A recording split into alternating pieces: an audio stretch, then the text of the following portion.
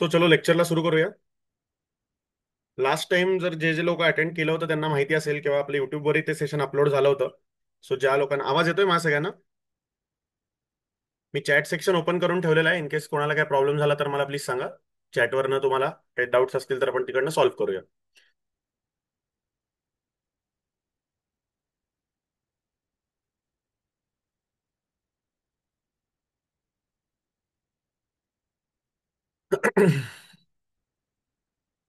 Hope सगळ्यांना माझा आवाज येतोय. सो लास्ट टाइमचं जर आपण quick so before going to head, आपल्या आता फार्मॅकॉलॉजीची सिरीज सुद्धा इंट्रोड्यूस झालेली आहे. सो रेकॉर्डेड फार्मॅकॉलॉजीचे आपले जे क्लासेस आहेत, लेक्चर्स आहेत, ते सुद्धा आता अवेलेबल झालेले आहेत. त्याच्या नोट्स फुल फ्लेज आता सध्या 13-14 तारखेपर्यंत 1-2 दिवसात सगळे अपडेट होतील. आणि फार्मॅक सुद्धा आपलं चालू होईल. त्याचसोबत इन नेक्स्ट अपकमिंग 2-3 महिन्यामध्ये पॅथॉलॉजी सुद्धा चालू करायचा आपला तसाच विचार आहे. So hopefully you will get a good response. आणि आता लॉन्चिंग ऑफर पुढच्या 3 दिवसासाठी आपण जर बघितलं तर it is just 4500 per year. त्याच्यानंतर त्याचे रेट्स जे वाढणार आहेत, जे पहिले नॉर्मलाइज सबसिडाइज रेट्स असतील तेवढे आपले लागणार आहेत. सो ज्यांना कोणाला इंटरेस्ट आहे त्यांनी आत्ताच लगेच त्यांची प्री लॉन्च ऑफरचा आस्वाद घ्यावा. त्यानंतर परत रेट वाढल्यानंतर माझे अरे कमी होते सर, तेव्हा तेव्हा मिळेल का? तर माझ्या हातात त्या गोष्टी नाही आहेत. ऍप हे खूप मोठं धोरण असतं, त्याच्यामागे खूप मोठी टीम असते आणि खूप लोकांचे काय काय काय काय काय काय गोष्टी असतात. खूप server charges, maintenance charges, app charges, बऱ्याच गोष्टी असतात. सो जेव्हा ते आपल्याला कमी ह्याच्यात परवडतं तेव्हा आपण ते कमी ह्याच्यात देतो, जेव्हा नाही परवडत तेव्हा नाही देत. That's the simple logic. समजलं? सो लास्ट टाइमची जर आपण क्विक रिकॅप बघितला आणि त्याचसोबत ह्या सुद्धा ऑफर्स आहेत ज्या आपल्या ऑलरेडी आता चालू आहेत, ज्या 15 तारखेपर्यंतच आहेत. डेफिनेटली आफ्टर 15 प्राइजेस वाढणार आहेत, हे मी तुम्हाला आत्ताच सांगतोय. तुमच्या कॉलेजमधले तुमचे फ्रेंड्स, तुमचे गर्लफ्रेंड्स, बॉयफ्रेंड्स, कोणाला काय गिफ्ट करायचंय, काय करायचंय, तर आत्ताच वेळेमध्ये तुम्हाला जर घ्यायचं असेल तर घ्या. 15 तारखेनंतर परत एकदा रेट्स वाढले तर आम्ही कमी करणार नाही, कारण की आमच्या हातात काही गोष्टी नाही आहेत. समजलं? सो प्लीज, ज्यांना कोणाला घ्यायचंय त्यांनी आत्ताच पटकन एन्क्वायरी करा. माझा नंबर तिथे दिलेला आहे. अजून एक नंबर तुम्हाला लिहून देतो. त्या नंबरवर कधी वाटलं तर enquiry you can just text on that number. You will get all the details. So हा माझा दुसरा नंबर आहे. So this is my another number, 7588230098. So anybody who are interested in the offer, ज्यांना माहिती नाही कसं अप्रोच करायचं, ज्यांनी आता लेक्चरला तर जॉईन केलेलं आहे पण माहिती नाही कसं अप्रोच करायचं, तर ऍपमध्ये गेलात तर तुम्हाला डेफिनेटली कॉन्टॅक्ट्स आहेत आपले. पण जरी तुम्हाला माहिती नसेल काय असेल, ज्यांच्याकडे iOS डिव्हाइसेस आहेत, ज्यांना माहिती नाहीये काय करायचं, तर just WhatsApp me on this number. Definitely will get back to you आणि तुम्हाला तुमची जी काही हेल्प आहे ती आपण त्यामध्ये करू शकतो. ठीक आहे? So without wasting your time, let's go ahead.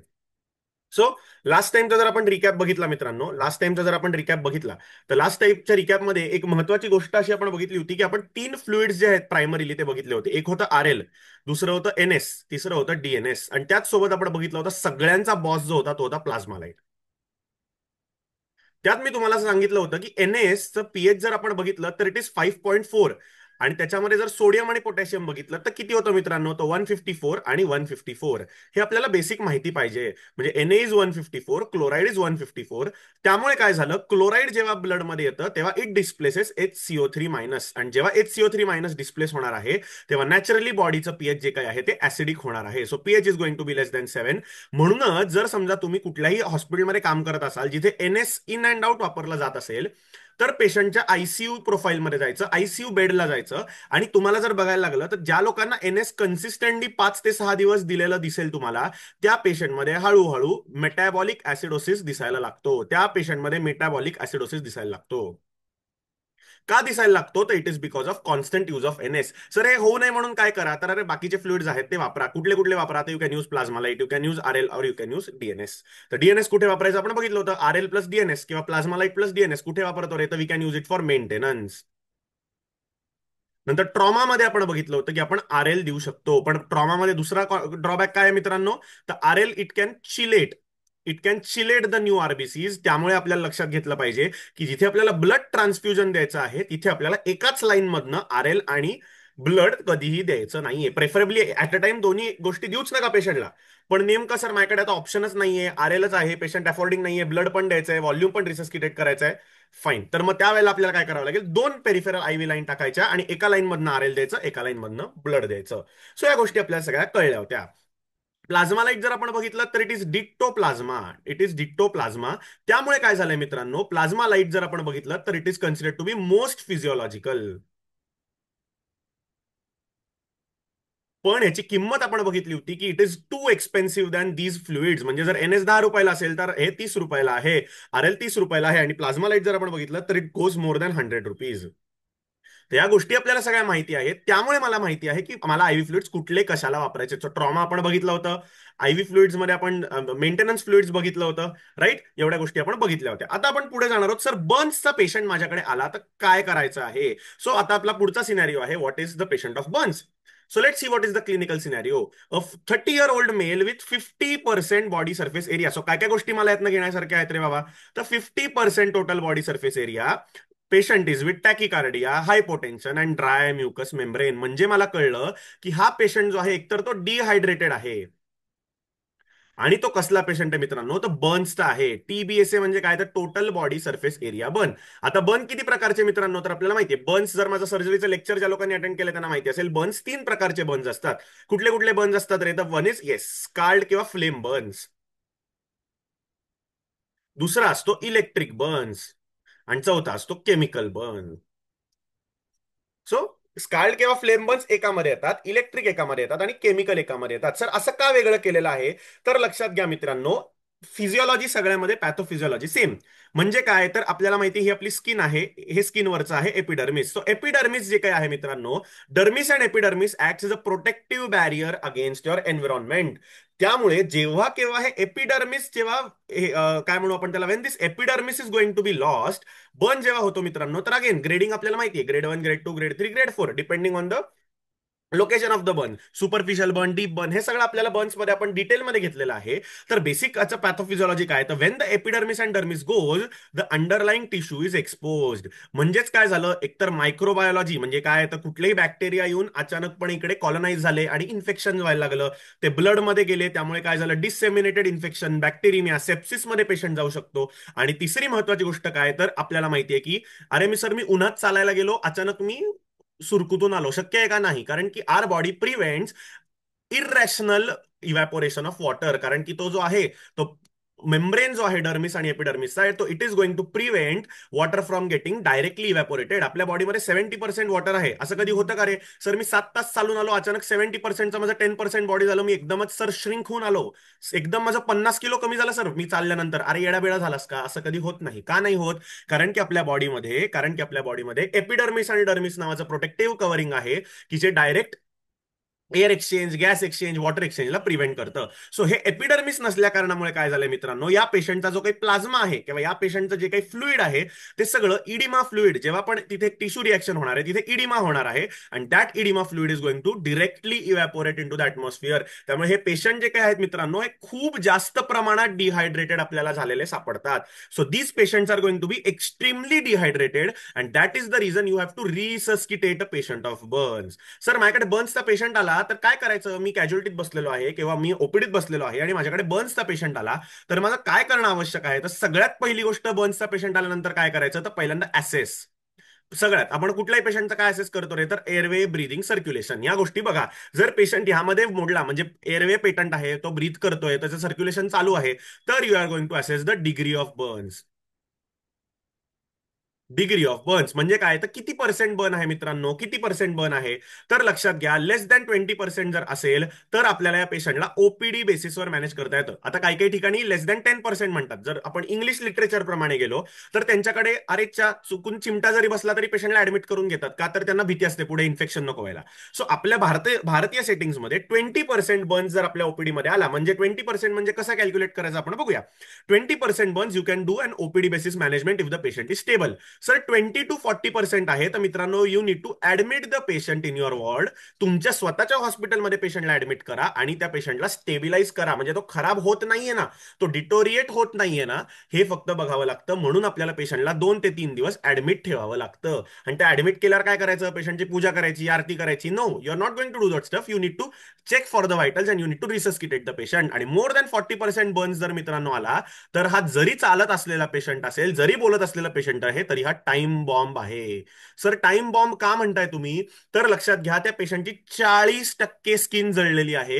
त्यामुळे कुठला दिसेल तो बॅक्टेरिया स्किन मध्ये आत एंटर होणार आहे, and it is going to cause bacteremia, sepsis and yes, it is going to cause sepsis and ARDS, septic shock, MODS, multi organ dysfunction syndrome and death of the patient. त्यामुळे 40% patient जर बर्न्सचा आला मित्रांनो, तर उगाच मी प्रयत्न करून बघतो एक दिवस 2 दिवस, no, you don't know how to manage the patient, straight away refer the patient to tertiary care centre.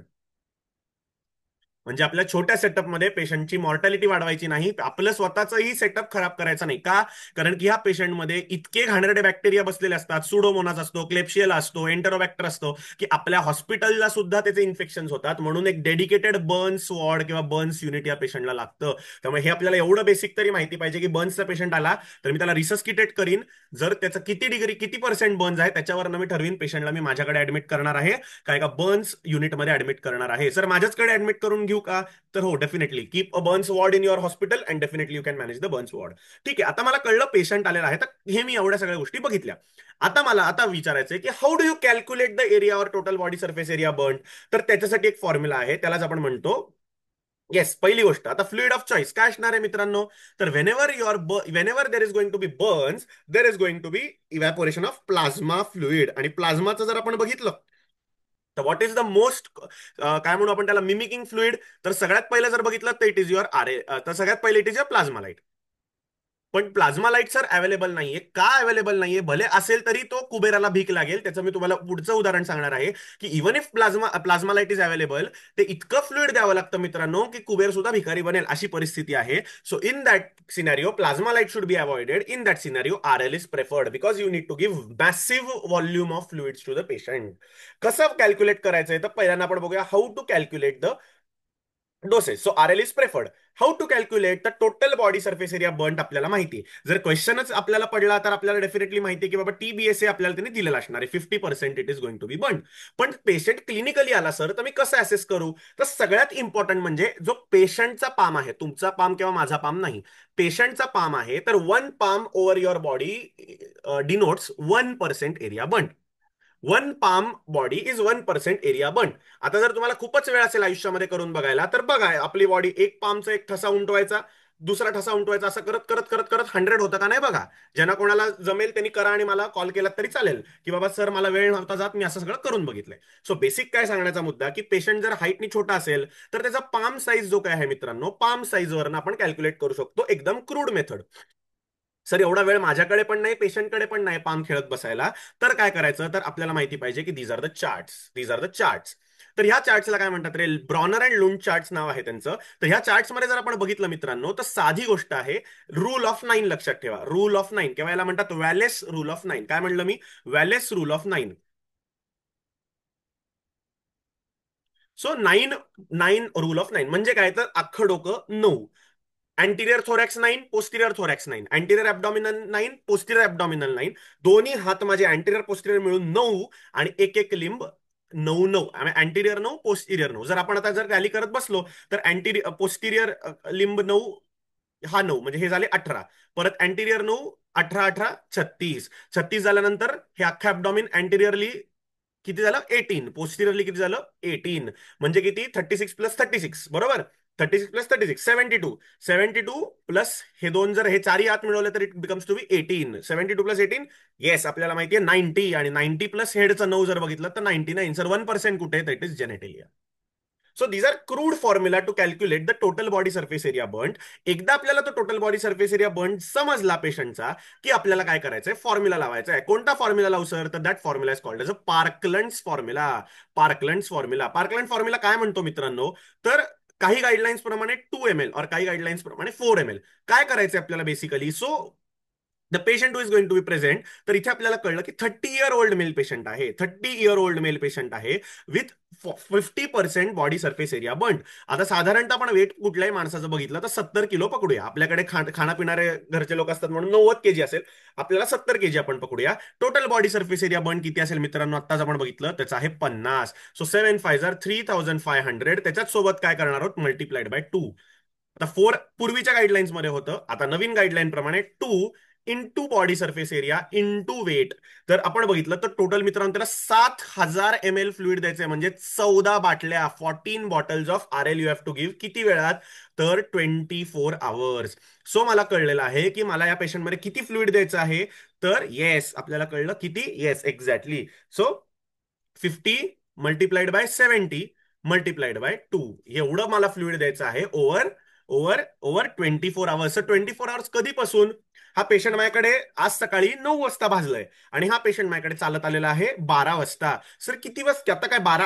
आत्ता 12 पासून उद्या 12 पर्यंत देऊ? No, you are going to give this fluid from the time of burn. म्हणजे लक्षात घ्या मित्रांनो, जरा पेशंट माझ्याकडे 9 ला भाजलेला असताना 12 वाजता जर माझ्या ओपीडीत आलेला आहे, तर या 3 तासाचं कॉम्पेन्सेशन मला करायचं आहे. आणि कसं फ्लुइड द्यायचंय मित्रांनो, तर पहिल्या 8 तासामध्ये अर्ध फ्लुइड आणि पुढच्या 8 तासामध्ये अर्ध फ्लुइड. म्हणजे 3500 इन फर्स्ट 8 आवर्स आणि 3500 इन नेक्स्ट 8 आवर्स. आणि मित्रांनो, हा जर 3 तास माझ्याकडे लेट आलेला आहे मला माहितीये, तर हे 3500 मला 8 तासात न देता 5 तासात द्यावे लागतील. Because I have to give from the time of, yes, from the time of burns and not from the time of arrival of the patient. समजतंय तुम्हाला? काही डाऊट आहे ह्याच्यात? Great great great. So this is your basic need. आणि एवढं तुम्हाला basic या गोष्टी माहिती पाहिजेत. So this is the formula for burns. त्यामुळे मला बर्न्स बद्दल काही गोष्टी कळलेल्या आहेत. आणि महत्वाचं लक्षात घ्या, मोस्ट डिहायड्रेशनचा important marker is your urine output. आणि मी आपल्या सर्जरीच्या लेक्चरमध्ये पण अनेक वेळा सांगितलं आहे, 0.5 ml/kg/hour एवढा युरिन आउटपुट तुमचा मिनिमम असलाच पाहिजे, नाहीतर किडनी डॅमेज होतो. सो कुठलाही पेशंट ऍडमिटेड आहे, त्या पेशंटचा आपण युरिन आउटपुट विचारताना 0.5 ml/kg/hour म्हणजेच ऍव्हरेज म्हणजे काय मित्रांनो, तर दिवसाला साधारणतः जर आपण बघितलं तर 500 ते 1000 cc त्याचा मिनिमम युरिन आउटपुट हा पाहिजेच.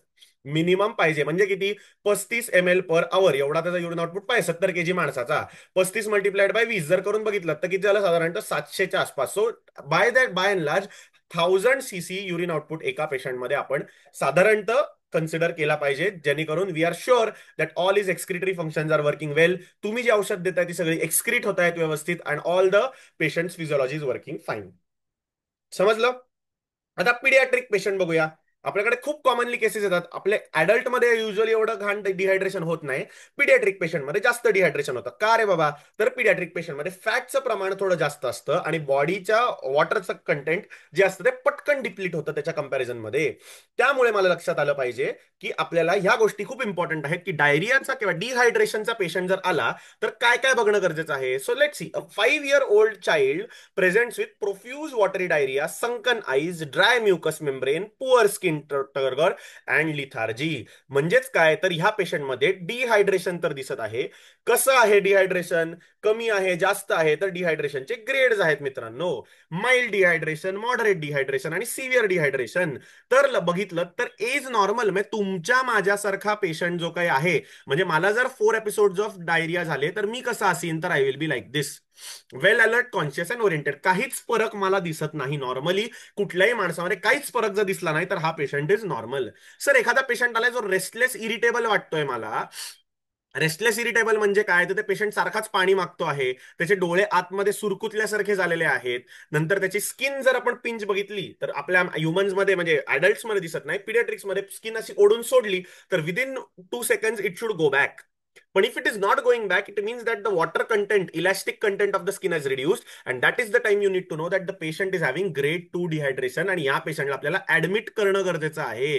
सो कुठल्या बाळाला ऍडमिट करणं गरजेचं आहे आणि कुठल्या बाळाला घरी पाठवून द्यायचं हे आपल्याला समजलं पाहिजे. आणि सी म्हणजे लिथार्जिक. म्हणजे काय झालं मित्रांनो, आई सांगायला आली आपल्याला, हो डॉक्टर डॉक्टर, काल आहे ना बाळ खूपच तहानतान करत होतं, आता बघा ना किती शांत झालंय, अजिबातच पाणी मागत नाहीये. आपलं एकदम भारी डोकं काय म्हणतं, अहो बघा ना, बरं झालं बघा, नेचर्स गेम. पहिलं बाळ एकदम रडत होतं आणि आता बघा नेचरनेच स्वतः स्वतः शांत केलं. अरे बावळटा, ते शांत झालेलं नाहीये बाळ, ते ग्रेड बी वरनं ग्रेड सी ला गेलेलं आहे. So that dehydration has increase from grade to B to C. आणि इथे patient is not able to drink, patient is not able to ask for water, and this is alarming sign to include a pediatrician, and the patient should be resuscitated मित्रांनो.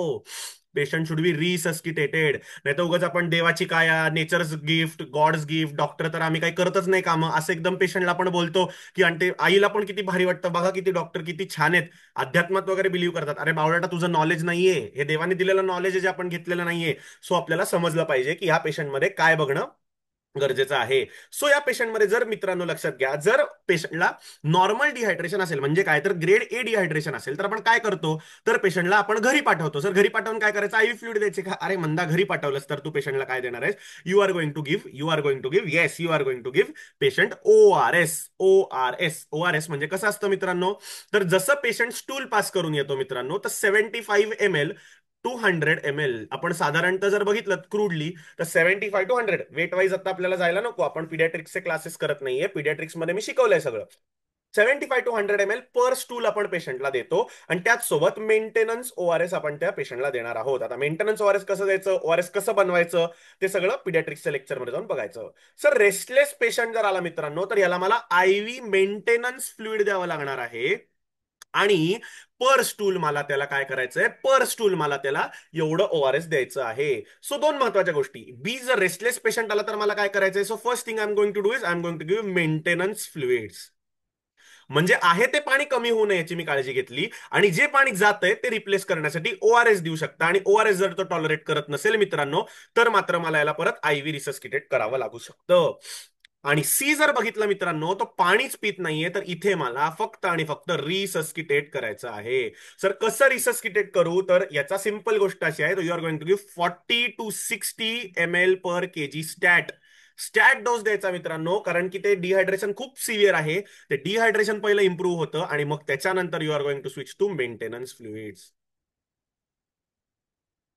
You are going to switch to maintenance fluids. So again Ringer's lactate is the fluid of choice. का रे मित्रांनो, कारण की जर बघितलं तर डायरियामध्ये maximum काय काय जातं, तर पोटॅशियम जातं, क्लोराईड जातं, सोडियम जातं. सगळं रिप्लेसमेंट कशामुळे होणार आहे, ringers lactate.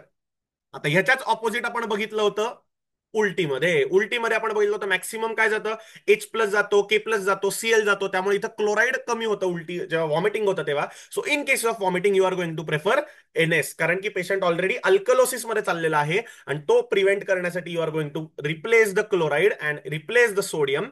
And that is the reason where the patient is going to land up into, yes the patient is going to land up into, yes yes yes, normal acid base balance. त्यामुळे मला कळलेलं आहे की या पेशंटला कसं manage करायचं. तर येस, वेल अलर्ट असेल तर घरी पाठवा, ORS वर पाठवा, काही घाबरण्याचं कारण नाही. जर समजा रेस्टलेस असेल तर ऍडमिट करा, ORS plus ivy maintenance. Sir ivy maintenance कसा कॅल्क्युलेट करायचा, सर्जरीच्या दुसऱ्याच लेक्चरमध्ये शिकवलं होतं. सो 0 to 10 kg जर पेशंट असेल तर त्याला 100 ml/kg/डे. म्हणजे जर 9 वर्षाचा बाळ आला मित्रांनो, त्याला दिवसाला मला किती मेंटेनन्स फ्लुइड द्यायचं आहे, तर मला त्याला 900 ml मेंटेनन्स फ्लुइड द्यायचं आहे दिवसाला. किती, जर 9 kg बाळ आलं तर. सर 10 किलो पर्यंत हा फॉर्म्युला. सर 10च्या पुढे जर गेला तर हे तर एवढं ऍड करावंच लागतं. सो 0 to 10चा फॉर्म्युला ऍड करायचाच.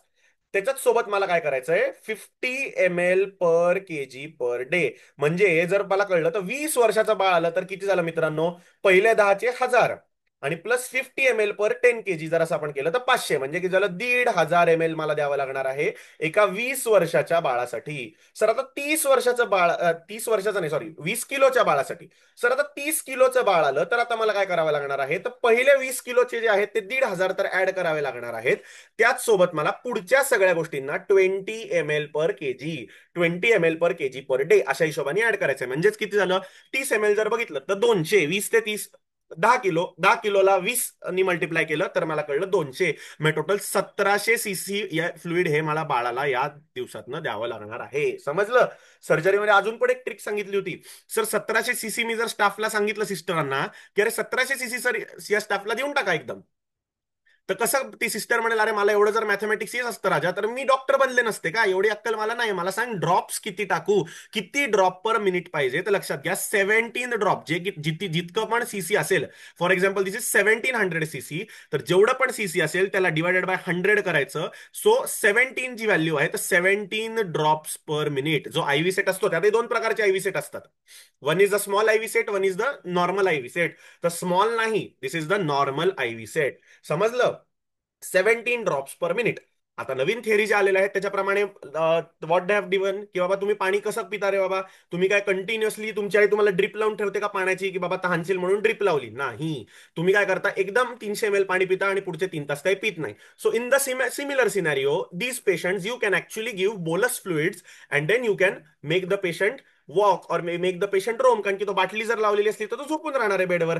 त्यामुळे आपण पेशंटला बोलस फ्लुइड देऊ शकतो, म्हणजे फ्लुइड 4 तासात द्यायचं ते आपण 2 तासात देऊ शकतो. आणि राहिलेले 2 तास पेशंटला म्हणू शकतो तू बाबा जाऊन चालू शकतोस. त्यामुळे आपल्याला समजलं पाहिजे की ह्या पेशंटमध्ये आपल्याला कसं मॅनेज करायचं आहे, and how are we going to go about the management of a paediatric child, कारण की आपल्याकडे पिडियाट्रिक पेशंट सुद्धा ओपीडी मध्ये येणार आहेत. समजलं फॉर्म्युला तो आपण बघितला. आता महत्वाचे जे ते 3 मेटाबॉलिक डिस्टर्बन्सेस आहेत ते इथे मात्र बघायचे. So those people who have आतापर्यंत थोडं चिल चाललं होतं, इकडे तिकडे मैत्रिणीशी चॅटिंग चाललं होतं वगैरे झालं असेल, तर आता हे थोडे पुढचे जे 3 गोष्टी आहेत त्या थोड्याशा डिटेलमध्ये आहेत. मी तरी कंप्लीट डिटेल नाही घेणार आहे, जेवढे आपल्याला एका जनरल प्रॅक्टिस लेवलला इम्पॉर्टंट आहे तेवढंच मी तुम्हाला शिकवणार आहे. बाकी तुम्हाला डिटेल्स हवे तर आपल्या ऍपमध्ये एकदम जास्त डिटेलमध्ये आपण सगळं घेतलेलं आहे. पण diabetic keto acidosis, what happens in diabetic keto acidosis, आपल्याला माहिती आहे की बॉडीची शुगर जी काही आहे तर BSL is going to rise. BSL जेव्हा वाढणार आहे मित्रांनो, तर बीएसएलचं रूपांतर एका लिमिट नंतर बॉडी किटोन्स मध्ये करते का?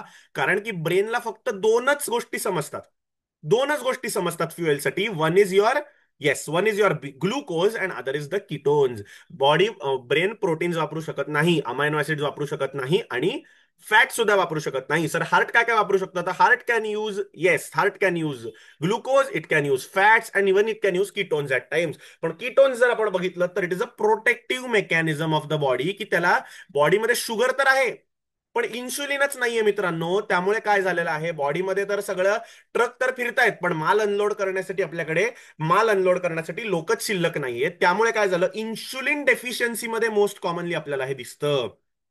So insulin dependent diabetes mellitus जर असेल तर मला कळलेलं आहे की these ketones are going to be increase in the patient of insulin dependent diabetic patients. आणि आता काय झालं मित्रांनो, या पेशंटला पहिल्यांदा काय झालं, त्याचा हायपरग्लायसिमियामुळे काय झालेलं आहे मित्रांनो, तर त्याची ऑस्मोलॅरिटी वाढली.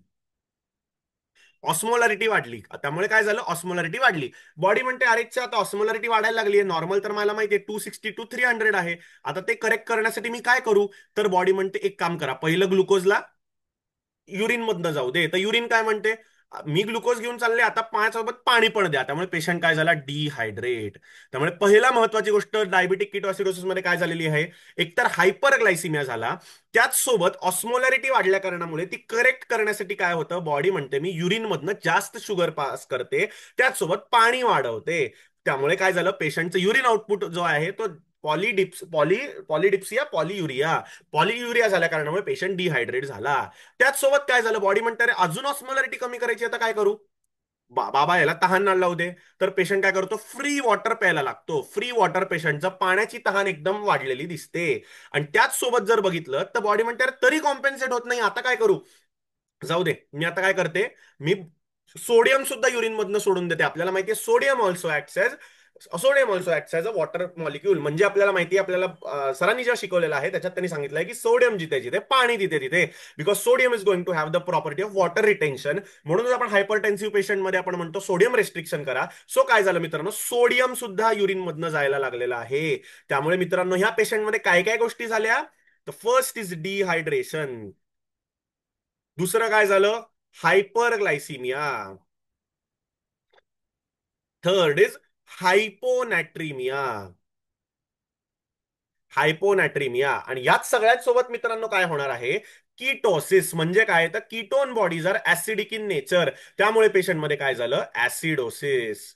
आता मला इथे गेम काय होते मित्रांनो लक्षात घ्या, या सगळ्याचं कल्प्रिट काय आहे, तर the only thing, the all why the things are started is because of insulin deficiency. Insulin डेफिशियन्सीमुळे काय झालं रे, तर सगळ्यात पहिल्यांदा हायपरग्लायसिमिया झाला. तो हायपरग्लायसिमिया इतका जास्त झाला की ऑस्मोलॅरिटी वाढली. ऑस्मोलॅरिटी वाढल्या कारणामुळे बॉडीने स्वतःला काय केलं, ग्लुकोज एक्सक्रीट करायला लागली, त्यासोबत पाणी गेलं, त्यामुळे डिहायड्रेशन झालं. ऑस्मोलॅरिटी करेक्ट नाही झाल्या कारणामुळे काय झालं, बॉडी म्हणली मी अजून करेक्ट करण्याचा प्रयत्न करते, सो बॉडी म्हणली मी सोडियम सुद्धा वॉश आउट करते.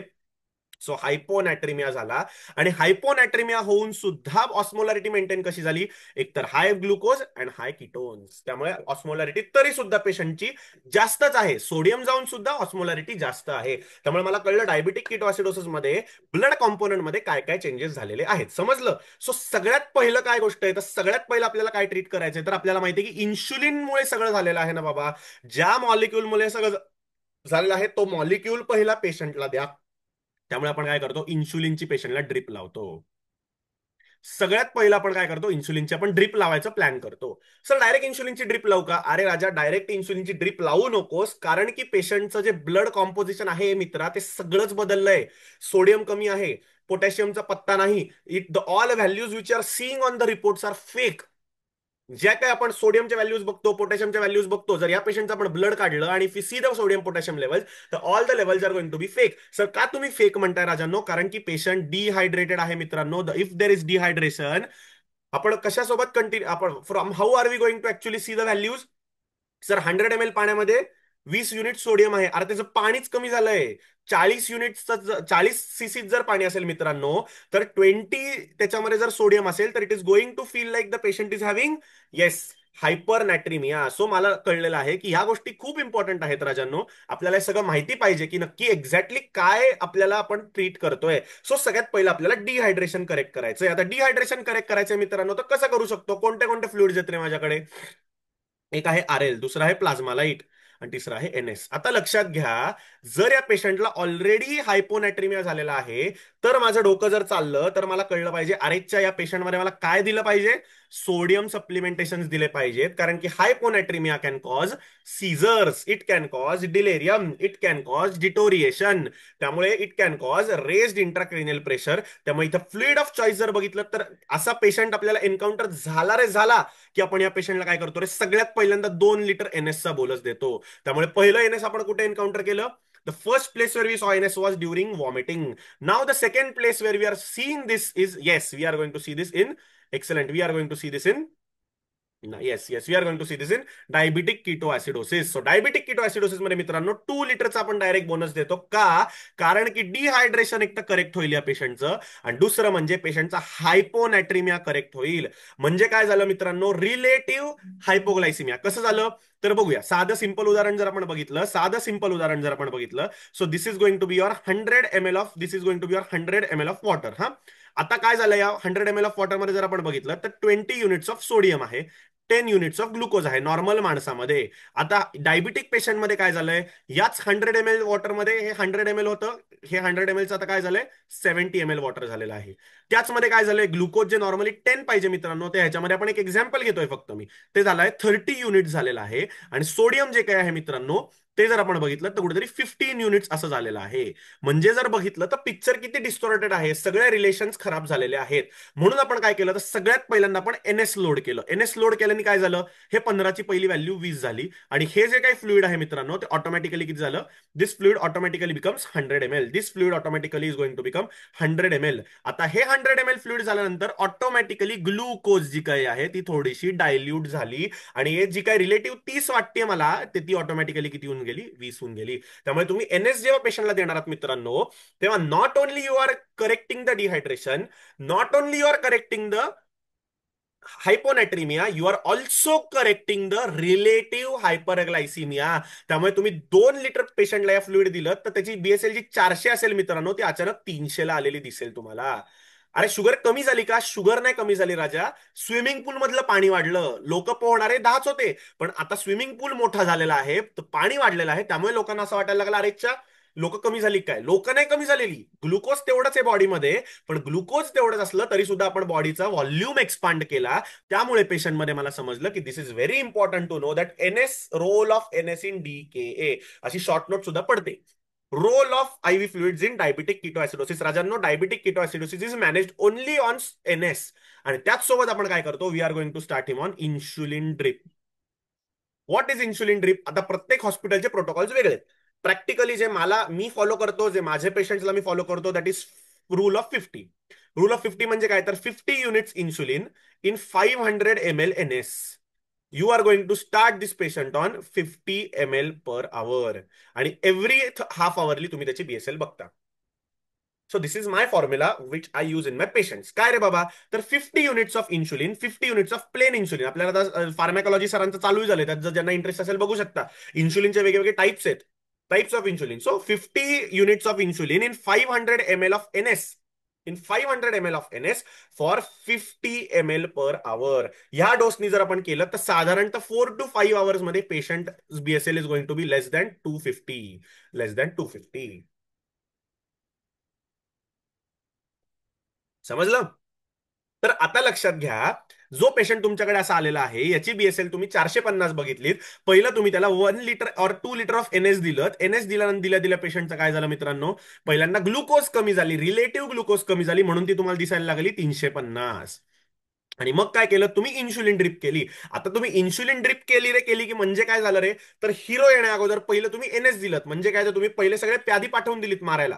So first you sent your all the basic military line of defence, आणि लास्टला काय झालं, इन्शुलिन दिलं, तिला हिरोची एंट्री झाली. हिरोची एंट्री झाल्या त्याला हिरोईन त्याला बघून खुश झाली. पहिली हिरोईन खुश कधी होते रे, तर when yes my hero has sent some people to fight for me, that is the first time when she gets hopes in life.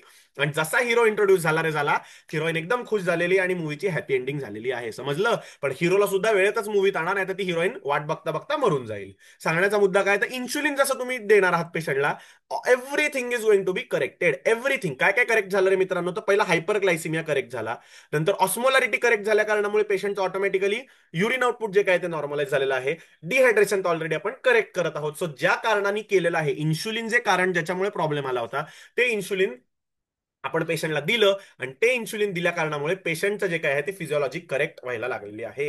Sir इथे तुम्ही मला म्हणताय एनएस का द्यायचं, तर सगळ्यात पहिलं why NS, because we are talking about IV fluids, we are not talking about DK. तर एनएस का, तर सगळ्यात पहिलं we are going to correct the hyponatremia जो झालेला आहे पेशंटमध्ये, तो हायपोनॅट्रिमिया मला करेक्ट करायचा आहे. आणि व्हाय नॉट आरएल और प्लाझ्मालाइट, व्हाय नॉट आरएल और प्लाझ्मालाइट. तर लक्षात घ्या मित्रांनो, आपल्या बॉडीमध्ये रॅपिड कुठली गोष्ट करेक्ट जर झाली, रॅपिड चेंज ऑफ टेम्परेचर, तुम्हाला आता मी 35 डिग्रीज मध्ये ठेवलं आणि दुसऱ्या क्षणाला 1 डिग्रीला नेलं, नो, यू हॅव टू ऍक्लिमेटाइज. तर ह्या दोन इलेक्ट्रोलाइट्स मध्ये काय आहे मित्रांनो, या दोन फ्लुइड्स मध्ये काय आहे, तर there is going to presence of potassium. आणि मला माहिती आहे की इन्शुलिन दिल्यानंतर सुद्धा पेशंटचं पोटॅशियम कमी होत आहे. त्यामुळे एका बाजूनी पोटॅशियम वाढवताय, एका बाजूनी पोटॅशियम कमी करताय, तर या डिसइक्विलिब्रियम मध्ये पेशंटला अरिथमिया होण्याचे चान्सेस असतात. म्हणून तुम्ही इन्शुलिन दिलं की पोटॅशियम कमी होणार आहे, इन्शुलिन दिलं की पोटॅशियम कमी होणार आहे. आणि तुम्ही त्यासोबत आरएल आणि प्लाझ्मालाइट दिलं की पोटॅशियम वाढणार आहे, because those fluids also content potassium. तर तुम्ही इतकं पोटॅशियमचं वर खाली चढ उतार जर करत बसलात मित्रांनो, की एका बाजूने पोटॅशियम कमी करायचं, एका बाजूने वाढवायचं, तर कुठेतरी पेशंटला अरिथमिया बसू शकतात आणि patient may land up into sudden cardiac death. तर ह्या गोष्टी मित्रांनो आपल्याला माहिती पाहिजेत. And that is the reason why, that is the main reason why you avoid fluids like RL in diabetic ketoacidosis. पुढे आता मी तुम्हाला अजून एक दोन कंडिशन सांगणार जिथे आरएल देतात, पण सांगण्याचा मुद्दा काय, तर डायबिटिक किटोसिडोसिस म्हणलं रे, म्हणलं की एनएस डोक्यात आलं पाहिजे, रॅपिड फ्लुइड रिसस्किटेशन डोक्यात आलं पाहिजे, त्यासोबत इन्शुलिन डोक्यात आलं पाहिजे, 50 in 500 ml of NS. Yes, and you are going to give it in 50 cc/hour. So rule of 5 और रूल ऑफ 50 हा पण लक्षात आला पाहिजे. सर आता मला तुम्हाला दोन गोष्टी मी सांगतो तुम्हाला, पेशंटची बीएसएल आता 250च्या खाली आली, आता काय करू. सर चालू ठेवू का एनएस, अरे राजा तो हायपोग्लायसिमियानी मरेल. Hypoglycaemia is even dangerous than हायपरग्लायसिमिया. त्यामुळे असा जर पेशंट आपल्याला एन्काउंटर झाला, लेस दॅन 250 mg/dl, जर समजा त्याची बीएसएल आता झालेली आहे, तर काय करतात, तर पहिलं पेशंटला विचारा तो ओरल घेतो आहे का नाही, तो ओरल खातोय का नाही. If he is eating oral, if it is yes, then you can give him on sliding scale. Sliding scale म्हणजे काय मित्रांनो, तर जेवणा अगोदरची बीएसएल बघायची दिवसातनं 3 वेळेला, आणि त्या हिशोबाने आपण पेशंटला देतो. आता घरी जाऊन चेक करा व्हॉट इज स्लाइडिंग स्केल, गुगलवर टाकलं तर मस्त मोठा चार्ट येतो. 200च्या पुढे असेल तर 4 युनिट, 250च्या पुढे असेल तर 6 युनिट, 300च्या पुढे असेल तर whatever you can say, you can give 6 units, 350च्या वर असेल तर 8 युनिट, असा 12 युनिट पर्यंतचा फॉर्म्युला आहे. जर तो ओरल खात असेल तर you can give him on sliding scale म्हणतात त्याला. Or you can, if the patient is not taking anything oral, then you can put him on cover pint. What is cover pint? म्हणजे दारू cover केल्यासारखी दारूचं pint दिलं, that is not cover pint. What is cover pint? The cover pint is nothing but you are going to make sure that the BSL remains constant, वाढली पण नाही पाहिजे आणि कमी पण नाही झाली पाहिजे. म्हणजे बॉडीला ग्लुकोजची तर गरज आहे, ओरल खातोय म्हणजे तो ग्लुकोज तर घेतोय, आणि ती मेटाबॉलिझमसाठी आपण इन्शुलिन देतोय. तसंच इथे आपण काय करतो, आयव्ही मधनं आपण शुगर सुद्धा देतो आणि इन्शुलिन सुद्धा देतो. सो इथे याला काय म्हणतात, cover pint. What is cover point? तर एक बॉटल डीएनएस घेतो आपण, एक बॉटल डीएनएस, त्याच्यामध्ये काय झालं, एक बॉटल डीएनएस मध्ये yes there is going to be sugar, त्याचमध्ये आपण 8 युनिट्स इन्सुलिन टाकतो. 8 युनिट्स इन्सुलिन, और काही हॉस्पिटल 10 युनिट्स टाकतात. तुम्हाला किती बीएसएल पाहिजे त्याच्यावर, 200 ते 250च्या मध्ये मेंटेन करायचे तर 8 युनिट टाका, 170 ते 200च्या मध्ये मेंटेन करायचे तर 10 युनिट टाका. So 1 pint of DNS with 8 units of normal insulin, you are going to give 50 cc per hour. You are going to give in the dose of 50 cc per hour. 50 cc per hour. तर ह्यांनी काय होणार आहे मित्रांनो, sugar जी आहे ती कंट्रोलमध्ये राहणार आहे. It is not going to increase, but it is also not going to decrease, because मी त्याला ग्लुकोज पण देतोय, इन्सुलिन पण देतोय, त्यामुळे ग्लुकोज मेटाबॉलिझम चालू राहिलेला आहे. त्यामुळे glucose is neither going to increase nor going to decrease. समजलं? So this is the case in the diabetic keto acidosis. तर या गोष्टी मला समजल्या गेल्या पाहिजे. टेक होम पॉईंट्स काय आहेत? तर first is resuscitation, resuscitation, resuscitation with NS. Second is insulin drip. And third is cover point or sliding scale, or sliding scale. या गोष्टी तोंडपाठच पाहिजेत मित्रांनो, कारण की आपण कन्सल्टंटला जरी फोन केला तरी ते आपल्याला पटकन सांगणार आहेत, अरे राजा ते काम कर, त्याला कव्हर पॉईंट वर घे, अरे त्याला एक इन्शुलिन ड्रिप लाव, अरे त्याला हे टाक. आता याच्यात जीआय ड्रिप नावाची पण एक कन्सेप्ट असते. What is GI drip? तर पोटॅशियम कमी करण्यासाठी केलेली ड्रिप असते. त्या गोष्टी आपण आयव्ही फ्लुइड्स मध्ये घेतलेल्या आहेत. आता सगळ्या गोष्टी इथं बंबाड केल्या तर सर म्हणतील, अरे सर हे फुकट आम्हाला काहीतरी शिकवून उगाच आमच्या डोक्याला शॉट लावतायत. असं नको व्हायला. समजलं? So NS for 1 to 2 litres आपण रिसस्किटेट करणार आहोत. आणि त्याच्यानंतर जर मित्रांनो पेशंटचं सोडियम जे आहे, if the sodium of the patient is not good, or if the sodium of the patient is started increasing because of NS, then you can switch to 0.45 NS. म्हणजे काय? तर मी एवढं NS देतोय पण आता सोडियम आणि क्लोराईड वाढायला लागलंय एक्सपोनेन्शियली जास्त, पण मला डिहायड्रेशन तर करेक्ट करायचंय पेशंटचं, तर अशा सिनॅरिओमध्ये यू कॅन गिव्ह 0.45 NS. और जर तुम्ही आरएल किंवा प्लाझ्मालाइट देत असाल मित्रांनो, तर आयसीयू मध्ये एबीजीए करतात, ऍसिड ब्लड गॅस अनालिसिस. तर त्याच्यामध्ये कंटिन्युअसली ते दर 4 आवरली करतात. त्यात पोटॅशियमच्या व्हॅल्यूज सुद्धा आपल्याला समजतात. सो पोटॅशियम जर मॉनिटरिंग करणं शक्य असेल आफ्टर करेक्शन ऑफ सोडियम, तर आरएल और प्लाझ्मालाइट कॅन बी गिव्हन. पण आपण आपल्या इंडियन सेटअप्स मध्ये करू शकतो का? बिलकुल नाही. पेशंटला एकदा आयव्ही फ्लुइड लावलं की आपण 2 दिवस सुद्धा बघत नाही आयव्ही फ्लुइडची ऑर्डर चेंज झाली का नाही. त्यामुळे when you are working in ICU, जिथं कंटिन्युअसली 4 आवरली मॉनिटरिंग केलं जाऊ शकतं पोटॅशियमचं, yes, definitely you can give RL or plasmalite. But if not, then don't go for it, because that potassium upset can actually induce arrhythmias and it can cause death of the patient.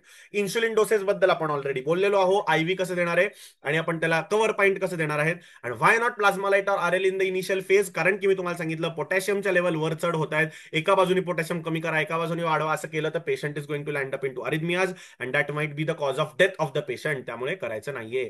आणि sir सोडा बायकार्ब द्याल का? तर लक्षात घ्या, आपण पुढे ऍसिडोसिस जेव्हा renal failure मध्ये मी तुम्हाला आता इन शॉर्ट शिकवीन तेव्हा सांगणार आहे.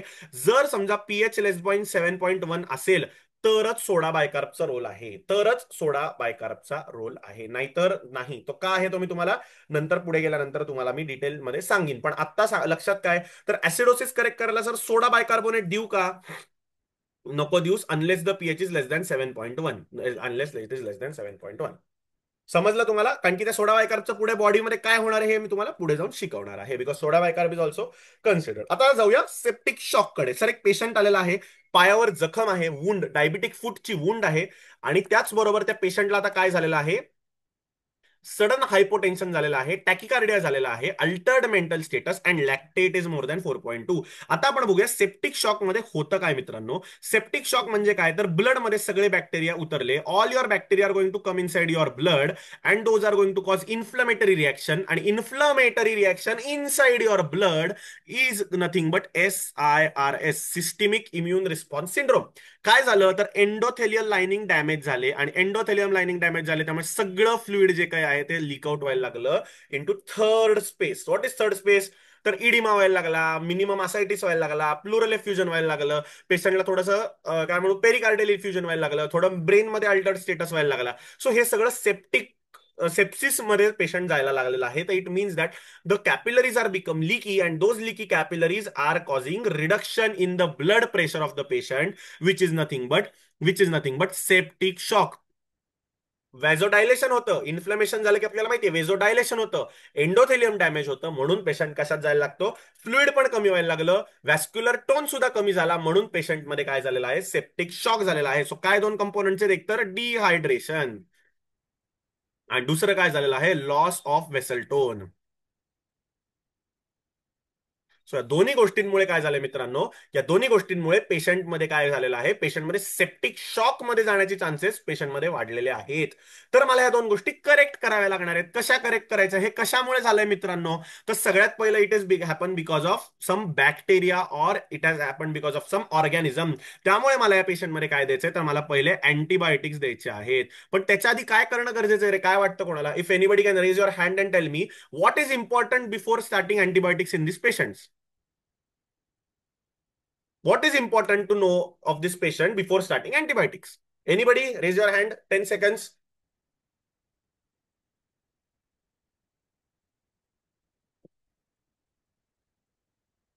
Or anybody can put in the chat. Before giving antibiotics काय महत्वाचं आहे मित्रांनो?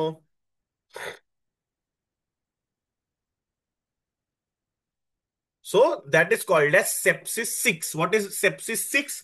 तर sepsis 6 is nothing but called as sepsis bundle. त्याला मी म्हणलेलं आहे सेप्सिस 6.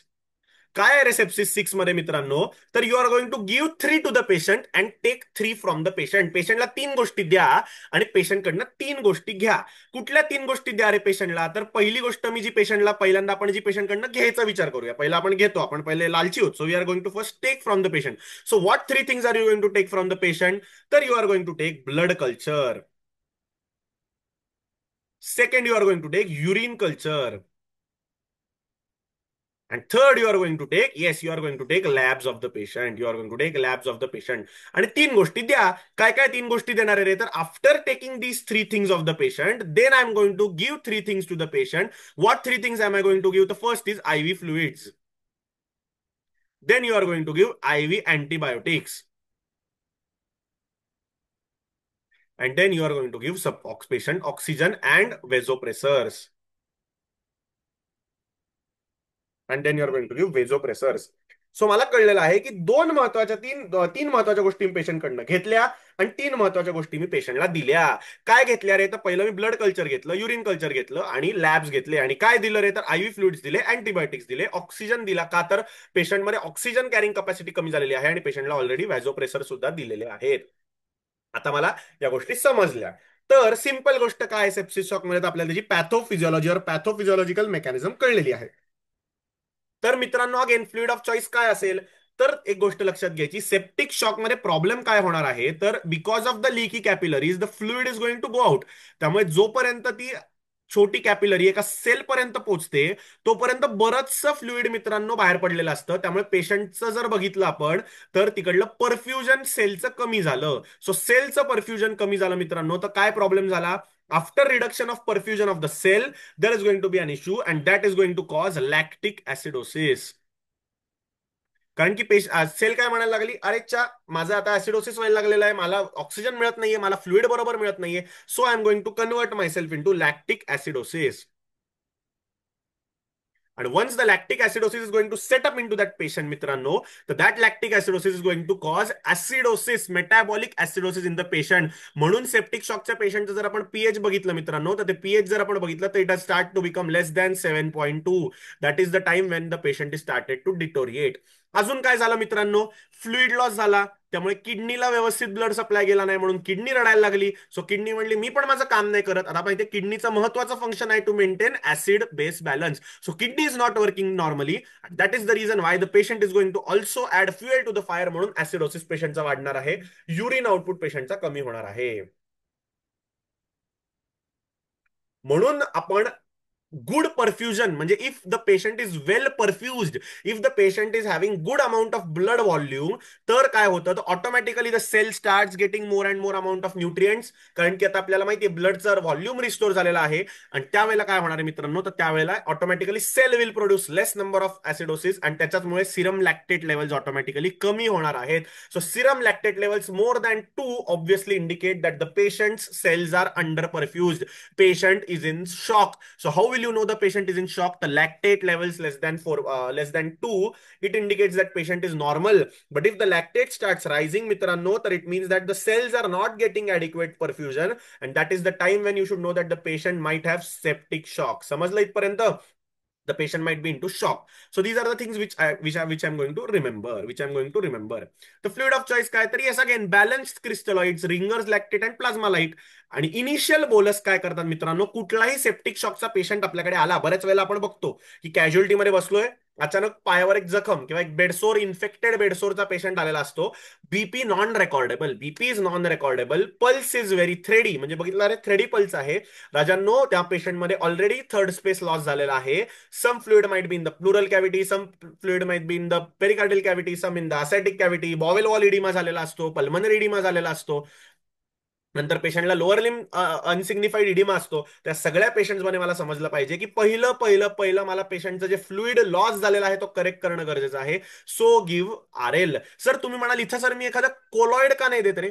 अरे राजा लक्षात घे, ही जर कॅपिलरी लीकी झालेली असेल तर ते कोलॉइड मॉलिक्यूल सुद्धा त्या लीकी कॅपिलरी मधनं जातील आणि ते अजून पाणी आकर्षित करतील. म्हणजे मी या पेशंटला अल्ब्युमिन दिलं चुकून पहिल्याच आल्या आल्या ऍडमिशनच्या वेळेला, ए नको नको ते 100 रुपयाचं फ्लुइड नको लावू, जा जा 3,000चा अल्ब्युमिन आण. अरे राजा, पहिलं तू ते इन्फ्लमेटरी फेस सेटल कर, एंडोथेलियम नॉर्मल होऊ देत आणि मग पेशंटला अल्ब्युमिन दे. तू आत्ता जर अल्ब्युमिन दिलंस तर ते अल्ब्युमिन जाता जाता त्यासोबत अजून पाणी घेऊन जाणार आहे आणि it is going to add the fuel to the fire. त्यामुळे कधीही कुठल्याही पेशंटला रिसस्किटेट करताना अल्ब्युमिन कोलॉइड्स वापरायचे नाहीत. Because those are magic molecules, and these magic molecules, if gone outside the blood vessel, they can cause deterioration. म्हणजे जर normal 100 ml पाणी लीक होत असेल बाहेर आणि ते आपण ते मॉलिक्युल सकट गेलं, ते मॉलिक्युल जाताना 500 ml पाणी घेऊन जाणार आहे. त्यामुळे राजा तो पेशंट तुझ्यामुळे मरेल. त्यामुळे never give colloids in initial setting except for blood. जर अॅनिमिया असेल तर तुम्ही ब्लड देऊ शकता, कारण की blood is required, oxygen carrying is because of blood. But except blood कुठलंही नॉन फिजिओलॉजिकल और नॉन काय म्हणून नॅचरल आपण कुठलंही कोलॉइड ह्या पेशंट्समध्ये कधीही वापरू शकत नाही. सो आय होप हे इतकं क्लिअर आहे. सो पेशंट जेव्हा येतो तेव्हा इनिशियल 30 ml बोलच द्या. विदिन फर्स्ट 3 hours, म्हणजे 70 किलोचा माणूस आलेला आहे तर त्याला साधारणतः 2,000 ml फ्लुइड मला पहिल्या 3 तासामध्ये या पेशंटला द्यायचं आहे. जसं आपण तिथे 1 लिटर NS देणार होतो तसं इथे मला 1 लिटर RL द्यायचं आहे. का तर मी इंट्रा व्हॉल्यूम रिप्लेनिश केलेला आहे, बॅलन्स क्रिस्टोलाइड्स दिले आणि सेप्सिस सिकचं बंडल आपण बघितलेलं आहे, काय घेणारे पेशंटकडनं आणि काय नाही. सर अँटीबायोटिक्स कुठले वापरू रे? तर नॉर्मली जर आपण अँटीबायोटिक जर बघितलं, स्क्रीनशॉट घेऊ शकता, प्रत्येक हॉस्पिटलची पॉलिसी वेगळी असते. तर नॉर्मली जर आपण बघितलं तर MRSA असेल तर यू कॅन ऍड व्हॅन्कोमायसिन. नॉर्मली पिप्टाज वापरतात. आता पिप्टाज सध्याच्या नवीन गाईडलाईन्स प्रमाणे you should avoid in cases of shock. म्हणजे पेशंट सेप्सिस मध्ये आहे पण शॉक मध्ये नाहीये तर तुम्ही पिक्टास देऊ शकता. पण जर शॉक असेल तर हे टॅझोबॅक्टम जो काही मॉलिक्यूल आहे मित्रांनो, तर it can again cause वेझोडायलिटेशन.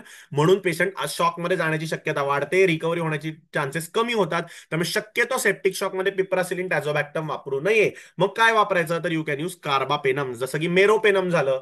You can give meropenem आणि त्यासोबत वॅन्कोमायसिन का लिनेझोलिड देऊ शकता. किंवा बाकी कुठल्याही जे तुमचे अँटीबायोटिक्स आहेत, 4th generation 5th generation cephalosporin like cefepime, meropenem, या सगळ्या गोष्टी आपण या पेशंट्समध्ये हायर अँटीबायोटिक्स, जे आपण higher as in broad spectrum antibiotics वापरतो आणि जसं कल्चर येईल त्या कल्चरच्या हिशोबाने आपण पेशंटला ट्रीट करणार आहोत. त्यामुळे सेप्सिसचा पेशंट किंवा सेप्टिक शॉकचा पेशंट आला रे आला की मला कळलं पाहिजे, take 3 and give 3. Take 3 is the fluids, labs and urine for or blood for culture and give antibiotics, give IV fluids. Yes, आपण IV फ्लुइड्स बघितले, अँटीबायोटिक्स पण बघितले आणि त्याचसोबत आपण काय देणार आहोत? ऑक्सिजन सप्लिमेंटेशन या पेशंटमध्ये आपण देणार आहोत. तर या गोष्टी आपल्याला सगळ्या समजल्या पाहिजे. तर सर व्हॅझोप्रेसर कुठला वापरायचा? तर लक्षात घ्या, काय प्रॉब्लेम झाला आहे, पॅथॉलॉजी काय आहे, त्याच्यावरनं आपण कुठला व्हॅझोप्रेसर वापरायचा तो ठरवतो. काय झालंय? पेरिफेरल व्हॅझोडायलिटेशन झालेलं आहे.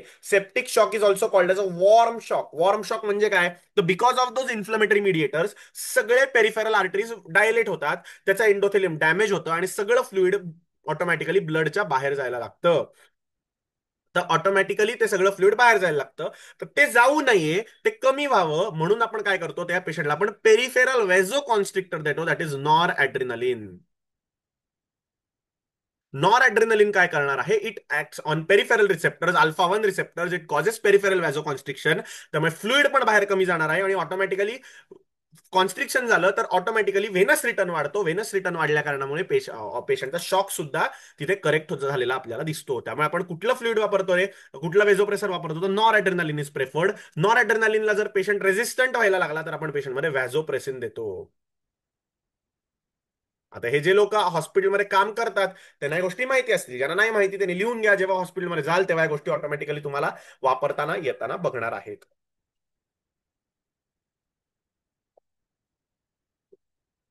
सो होप इथे इथपर्यंत सगळं क्लिअर झालं असेल.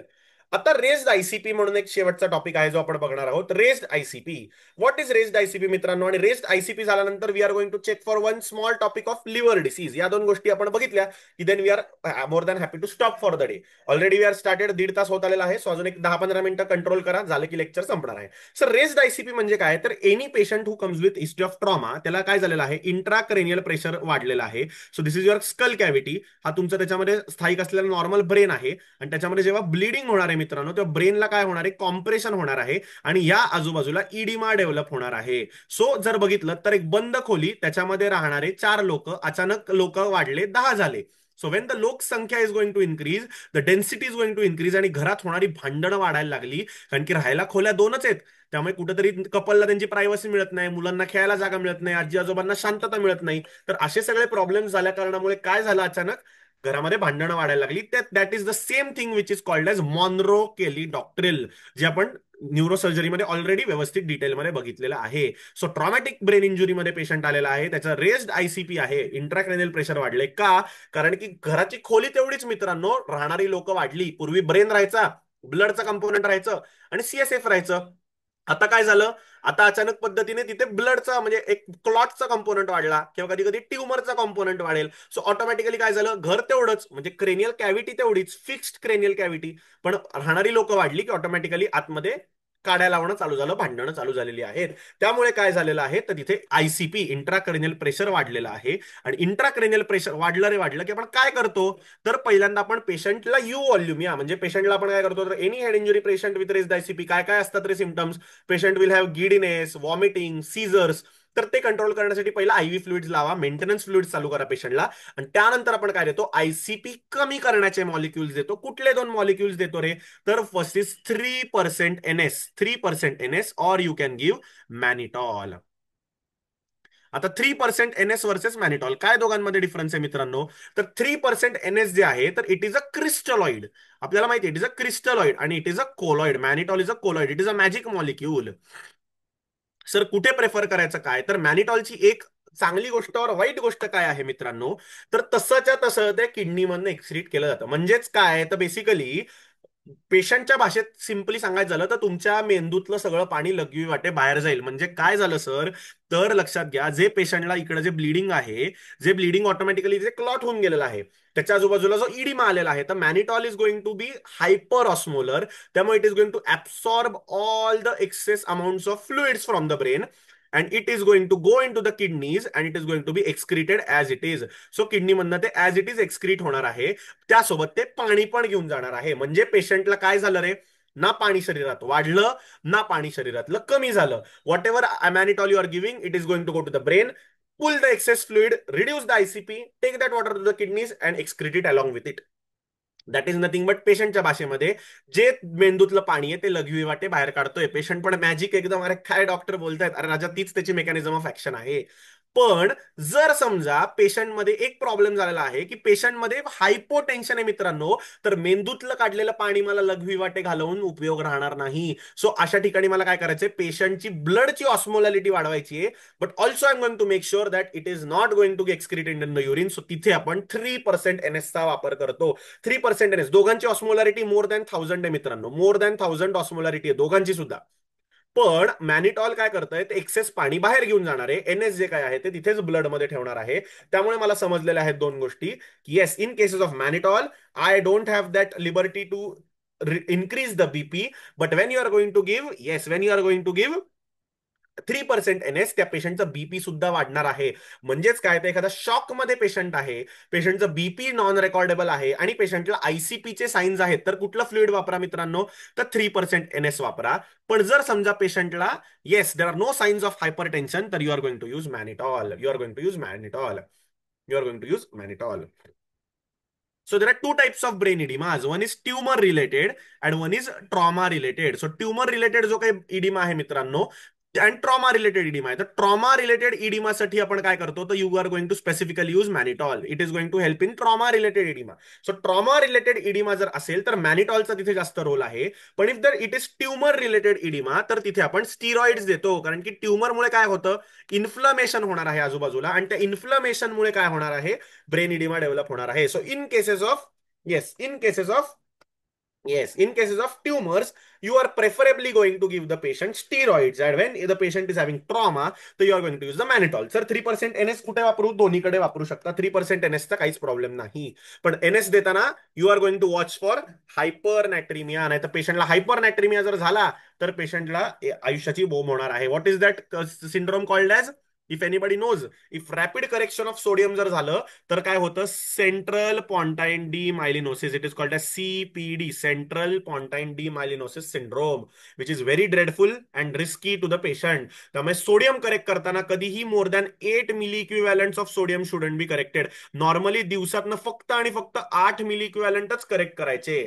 दिवसातनं फक्त आणि फक्त 8 मिली इक्विव्हॅलंटच सोडियम करेक्ट करायचे आहेत. त्याच्यापेक्षा जास्त जर आपण करेक्ट केलं तर त्या पेशंटमध्ये काय होणार आहे? तर त्या पेशंटमध्ये सेंट्रल पॉन्टाईन डी मायलिनोसिस. म्हणजे काय होतं? तर इतकं सोडियम बदलतं की ब्रेन मधनं फ्लुइड आत बाहेर होतं आणि न्यूरॉन्स अचानक मरून जातात आणि पेशंटचा ब्रेन स्टेम जो काय आहे तो डेड व्हायला लागतो.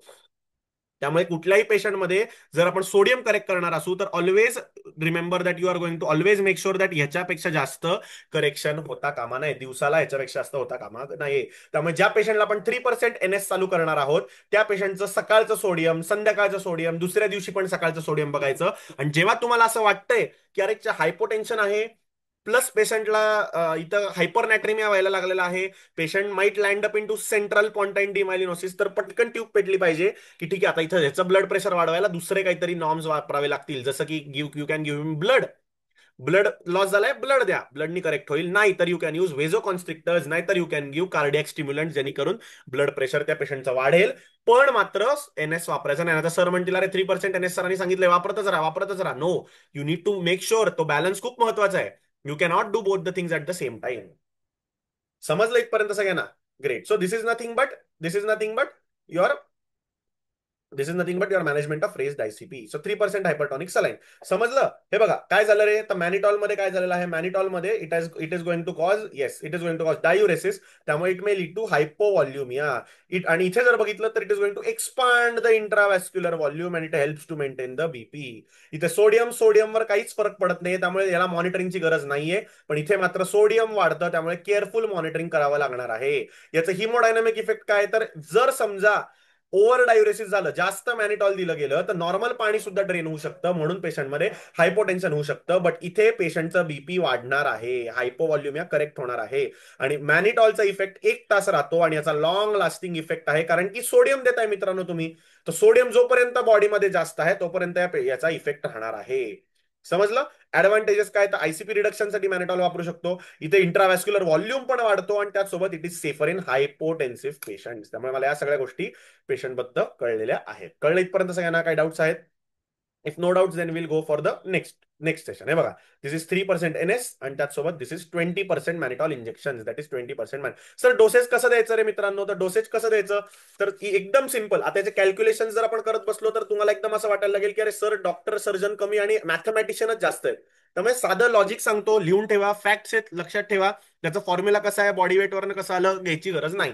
3% NaCl जे आहे मित्रांनो, 3% NaCl. तर इनिशियल टाइमला पेशंट जेव्हा येईल आणि पेशंटचा ICP वाढलेला आहे तेव्हा आपण पेशंटला काय देतो तर आपण देणार आहोत 2 ml/h बोलस पर kg/h. म्हणजे काय तर साधारणतः 70 किलोचा माणूस आला तर 150 cc लगेच तुम्ही स्टॅट पुश करू शकता, कुठलंही टेन्शन न बाळगता. कुठलंही टेन्शन न बाळगता. आणि साधारणतः काय आहे मित्रांनो तर 100 जर समजा ML मी हे 3% NS दिलेलं आहे, तर पेशंटचं सोडियम कितीने वाढतं ब्लड मधनं तर साधारणतः 1 मिली इक्विव्हॅलंटने सोडियम वाढतं. सो दिवसाला मला किती मार्जिन आहे मित्रांनो? 8ची मार्जिन आहे. सो दिवसातनं मी किती करू शकतो? दिवसातनं मी 800 cc या पेशंटला दिलं. टेक्निकली त्याचं त्यात वेट, त्याचं फॅट कंटेंट, त्याचं टोटल बॉडी मास, त्याचे फॉर्म्युले आहेत वेगळे. तुम्ही जर साधं गुगलवर टाकलात की सोडियम करेक्शन फॉर्म्युला, त्यात तुम्ही सगळ्या व्हॅल्यू टाकल्या की तुम्हाला कळेल, तर सांगतं सुद्धा किती फ्लुइड द्यायचं.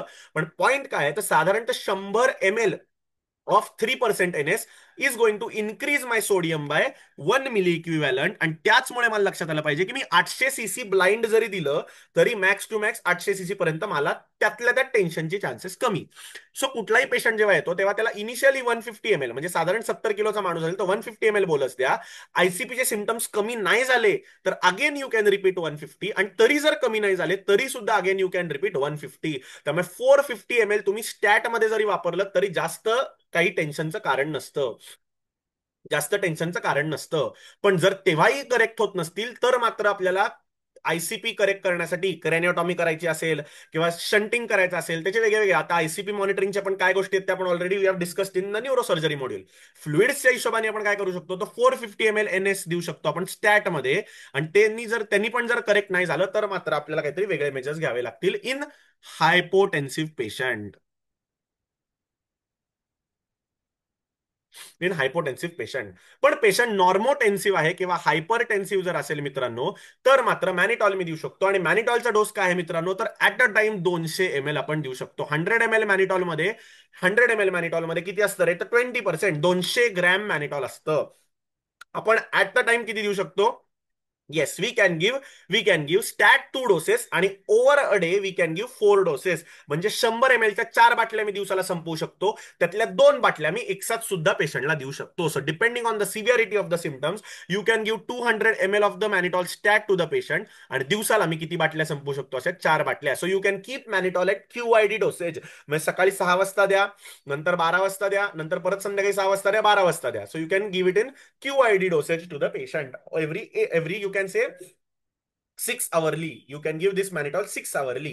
त्याच्यापेक्षा जर जास्त दिलं मित्रांनो तर it can cause diuresis and it can also cause it can cause dehydration to the patient. त्यामुळे आपल्याला कळलं पाहिजे की 4 बाटल्या मॅनिटॉलच्या. हे कोणासाठी सांगतोय, 170 kg मॅन बद्दल मी बोलतोय तुम्हाला. जर वेट वाढलं तर again it is calculated upon weight of the patient. It is calculated upon weight of the patient. समजलं इथपर्यंत सगळ्यांना? सो आता जातात एक किडनी बद्दल एक छोटासा बोलणं करू आणि देन किडनी नंतर आपण लिव्हर बोलून थांबणार आहोत. सो लक्षात घ्या मित्रांनो, एखादा पेशंट जर आपल्याकडे रेस्ड क्रिएटचा आलेला असेल, अचानक रेस्ड क्रिएटचा पेशंट आलेला असेल, तर ह्याची फ्लुइड मॅनेजमेंट फारच इम्पॉर्टंट असते. कारण की नॉर्मली तुम्ही जरी जास्त फ्लुइड दिलं पेशंटला तरी ते फ्लुइड जे आहे ते किडनी म्हणते की मी सांभाळते बाळा, तू टेन्शन घेऊ नको. सो ह्या पेशंटमध्ये काय झालंय मित्रांनो, पेशंट जर क्रॉनिक किडनी डिसीजचा पेशंट आहे, ज्याचं किडनीच काम करत नाहीये, तर लक्षात घ्या ते काम तुम्हाला करायचंय. आणि that is a very crucial role. That is a very crucial role. आणि तिथे आपल्याला बघावं लागणार आहे पेशंटला, की नक्की पेशंटला काय काय प्रॉब्लेम झालेले आहेत. सगळे प्रॉब्लेम्स मला करेक्ट करावे लागणार आहेत. तर काय काय प्रॉब्लेम असू शकतात, तर पहिलं पेशंटमध्ये काय असू शकतं, तर पेशंटचा ब्लड व्हॉल्यूम कमी झाला असेल, पेशंटला डायरिया झाला, त्यामुळे ब्लड व्हॉल्यूम कमी झालेला आहे, त्यामुळे that might be the cause in the renal patient. नंतर काय झालं रे, तर पेशंटला बिकॉज ऑफ युरेमिया पेशंटची कार्डियक कॉन्ट्रॅक्टिलिटी कमी झाली, त्यामुळे पेशंटमध्ये काय झालेलं आहे, yes the patient might have hypotension. So अशा पेशंट्समध्ये मला जेव्हा फ्लुइड करेक्शन्स करायचे आहेत मित्रांनो, तेव्हा मला अंडरलाईन पॅथोफिजिओलॉजी बघणं गरजेचं आहे. पण बाय अँड लार्ज कुठल्याही पेशंटमध्ये किडनीच्या RL should be the first line of treatment. तुम्ही म्हणाल सर पोटॅशियम किडनी काम नाही करत आहे, पण लक्षात घ्या RLचं potassium is a maintenance potassium. जेवढं तुम्ही तोंडातनं केळी खाता तेवढं पोटॅशियम त्या RL मधनं मिळणार आहे. It is not use to increase the sodium potassium, it is just use to maintain the potassium. So काही बुक्स म्हणतात NS द्या. काय द्या NS? कारण की पोटॅशियम नाही. पण लक्षात घ्या मित्रांनो, NS इज जास्त डेंजरस. का? कारण की किडनी जर पेशंटची काम करत नसेल तर पेशंटमध्ये काय होणार आहे, ऍसिडोसिस ऑलरेडी असणार आहे. आणि त्यात मी जर NS दिलं तर adding fuel to the fire. तर acidosis is worse than actually giving RL. जर तुम्हाला पोटॅशियम वाढलं बाय चान्स, तर तुम्ही पेशंटचं इन्शुलिननी पोटॅशियम करेक्ट करू शकता. सॅल्ब्युटामॉलचे नेब्युलायझेशन देऊन you can reduce the potassium. पण जर समजा ऍसिडोसिस झाला मित्रांनो, तर ऍसिडोसिसचं करेक्शन एकच, अंतिम करेक्शन, दॅट इज डायलिसिस. ऍसिडोसिससाठी डायलिसिसच करावं लागतं मित्रांनो. पोटॅशियमसाठी बाकीचे सुद्धा गोष्टी आहेत. सर तुम्ही म्हणाल सोडा बायकार्ब देऊ का नको, जो मगाशी प्रश्न पडला होता, सो तो इथे मी डिस्कस करणार आहे. Sir what is the role of soda bicarbonate in this patients? लक्षात घ्या, सोडा बायकार्बोनेट म्हणजे मुलगा रडायला लागलेला आहे की मला काय हवंय, घरी नवीन गाडी घ्यायची आहे किंवा मला नवीन कुत्रा हवंय, तर मुलाला तात्पुरतं शांत करण्यासाठी त्याला दिलेलं चॉकलेट. थोडक्यात सोडा बायकार म्हणजे काय? पण चॉकलेट चांगलं असतं का शरीराला? तर बिलकुल नाही. चॉकलेट इज मोर घातक. म्हणजे काय, तर तुम्ही बाहेर जेवायला गेलाय, मुलगा रडत बसला, घे युट्यूब बघत बस. No, it is not good for that baby.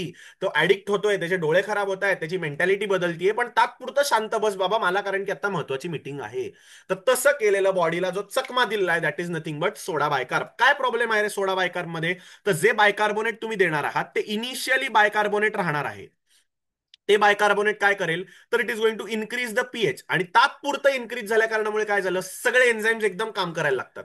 जे एन्झाईम्स बॉडीमध्ये बंद पडलेले आहेत सगळे, आपले जे लागणारे रुटीन एन्झाईम्स आहेत सगळे ब्लड मधले, ते ऑटोमॅटिक काम करायला लागतात. पण या HCO3चं रूपांतर थोड्या वेळाने कशात होणार आहे मित्रांनो? CO2 मध्ये. आणि हा CO2 शरीरामध्ये अक्युमुलेट जर व्हायला लागला मित्रांनो, तर काय होणार आहे? That CO2 is again going to cause acidosis. It is going to cause ऍसिडोसिस.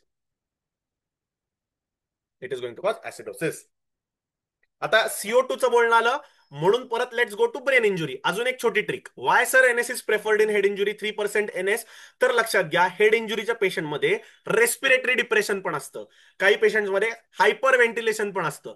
त्यामुळे बऱ्याच वेळेला काय होतं, इनिशियली हेड इंजुरीमध्ये जेव्हा हायपर व्हेंटिलेशन सिंड्रोम होतो पेशंटला, पेशंटचं ICP वाढतं, हायपर व्हेंटिलेशन होतं, तेव्हा काय होतं, पेशंटचं CO2 कमी होतं आणि patient start going into alkalosis. म्हणून सुद्धा ते 3% NS can be used to increase the H+. म्हणूनच आपण बघितलं की त्या पेशंटमध्ये सुद्धा ऍसिडोसिस होत नाही. 3% NS वापरून सुद्धा जर ऍसिडोसिस होत नाही, त्याचं रिझन काय आहे? कारण की हेड इंजुरीमध्ये हायपर व्हेंटिलेट करतो पेशंट, हायपर व्हेंटिलेशनमुळे CO2 वॉशआउट होतो, त्यामुळे patient gets up to alkalosis. तर ते करेक्ट करायला सुद्धा आपण तिथे 3% NS आपल्याला हेल्प करतं. त्यामुळे कळलं मला. हे जर आपण बघितलं सोडा बायकार, तर काय झालं मित्रांनो, तर it is first going to add fuel to the fire. HCO3 ने तात्पुरता मुलाला चॉकलेट दिल्यासारखे एन्झाईम्स काम करायला लागले. ऑटोमॅटिकली जर CO2 रूपांतर झालं, CO2 रूपांतर झाल्यानंतर त्यांनी काय केलं, ऍसिडोसिस केलं. आणि त्याच्यामध्ये दुसरा काय कंपोनंट आहे मित्रांनो, देर इज सोडियम. आणि सोडियम जर ब्लड मध्ये वाढायला लागलं तर it is going to cause hypernatraemia. आणि हायपर नॅट्रिमिया जर जास्त सोडियम वाढलं तर सेंट्रल पॉन्टाईन मायलिनोसिस. त्यामुळे जेव्हा सोडियम 8 पेक्षा जास्त करेक्ट होतं, तेव्हा सेंट्रल पॉन्टाईन डी मायलिनोसिस कायम लक्षात ठेवायचं. त्यामुळे सोडियम करेक्ट करायचंय, 8 पेक्षा जास्त गेलं नाही पाहिजे. लेमन टर्म कसं करायचं, काय करायचं, पुढचा विषय. 8 पेक्षा जास्त करेक्शन झालं रे झालं. माझ्याकडे एक पेशंट होता, पॅनक्रियाटायटिस म्हणून ऍडमिट झाला होता, was not managed properly in ICU because the patient had fluid loss.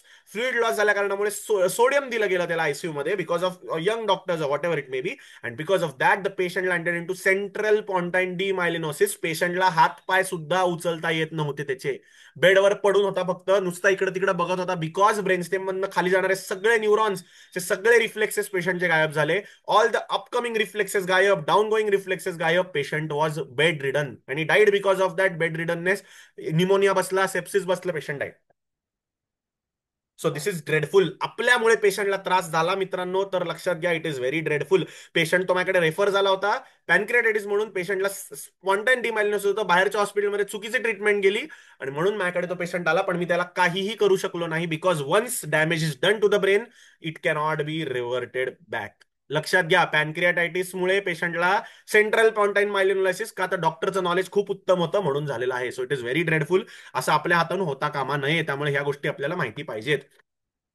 So हायपोव्हॉल्युमिक जर असेल तर बॅलन्स क्रिस्टोलाइड्स द्या. NS का अवॉइड करायचं रे, कारण की it can cause acidosis. It can cause acidosis. आणि पोटॅशियम पण वॉच करा, जर जास्त वाढायला लागलं तर you can go for that.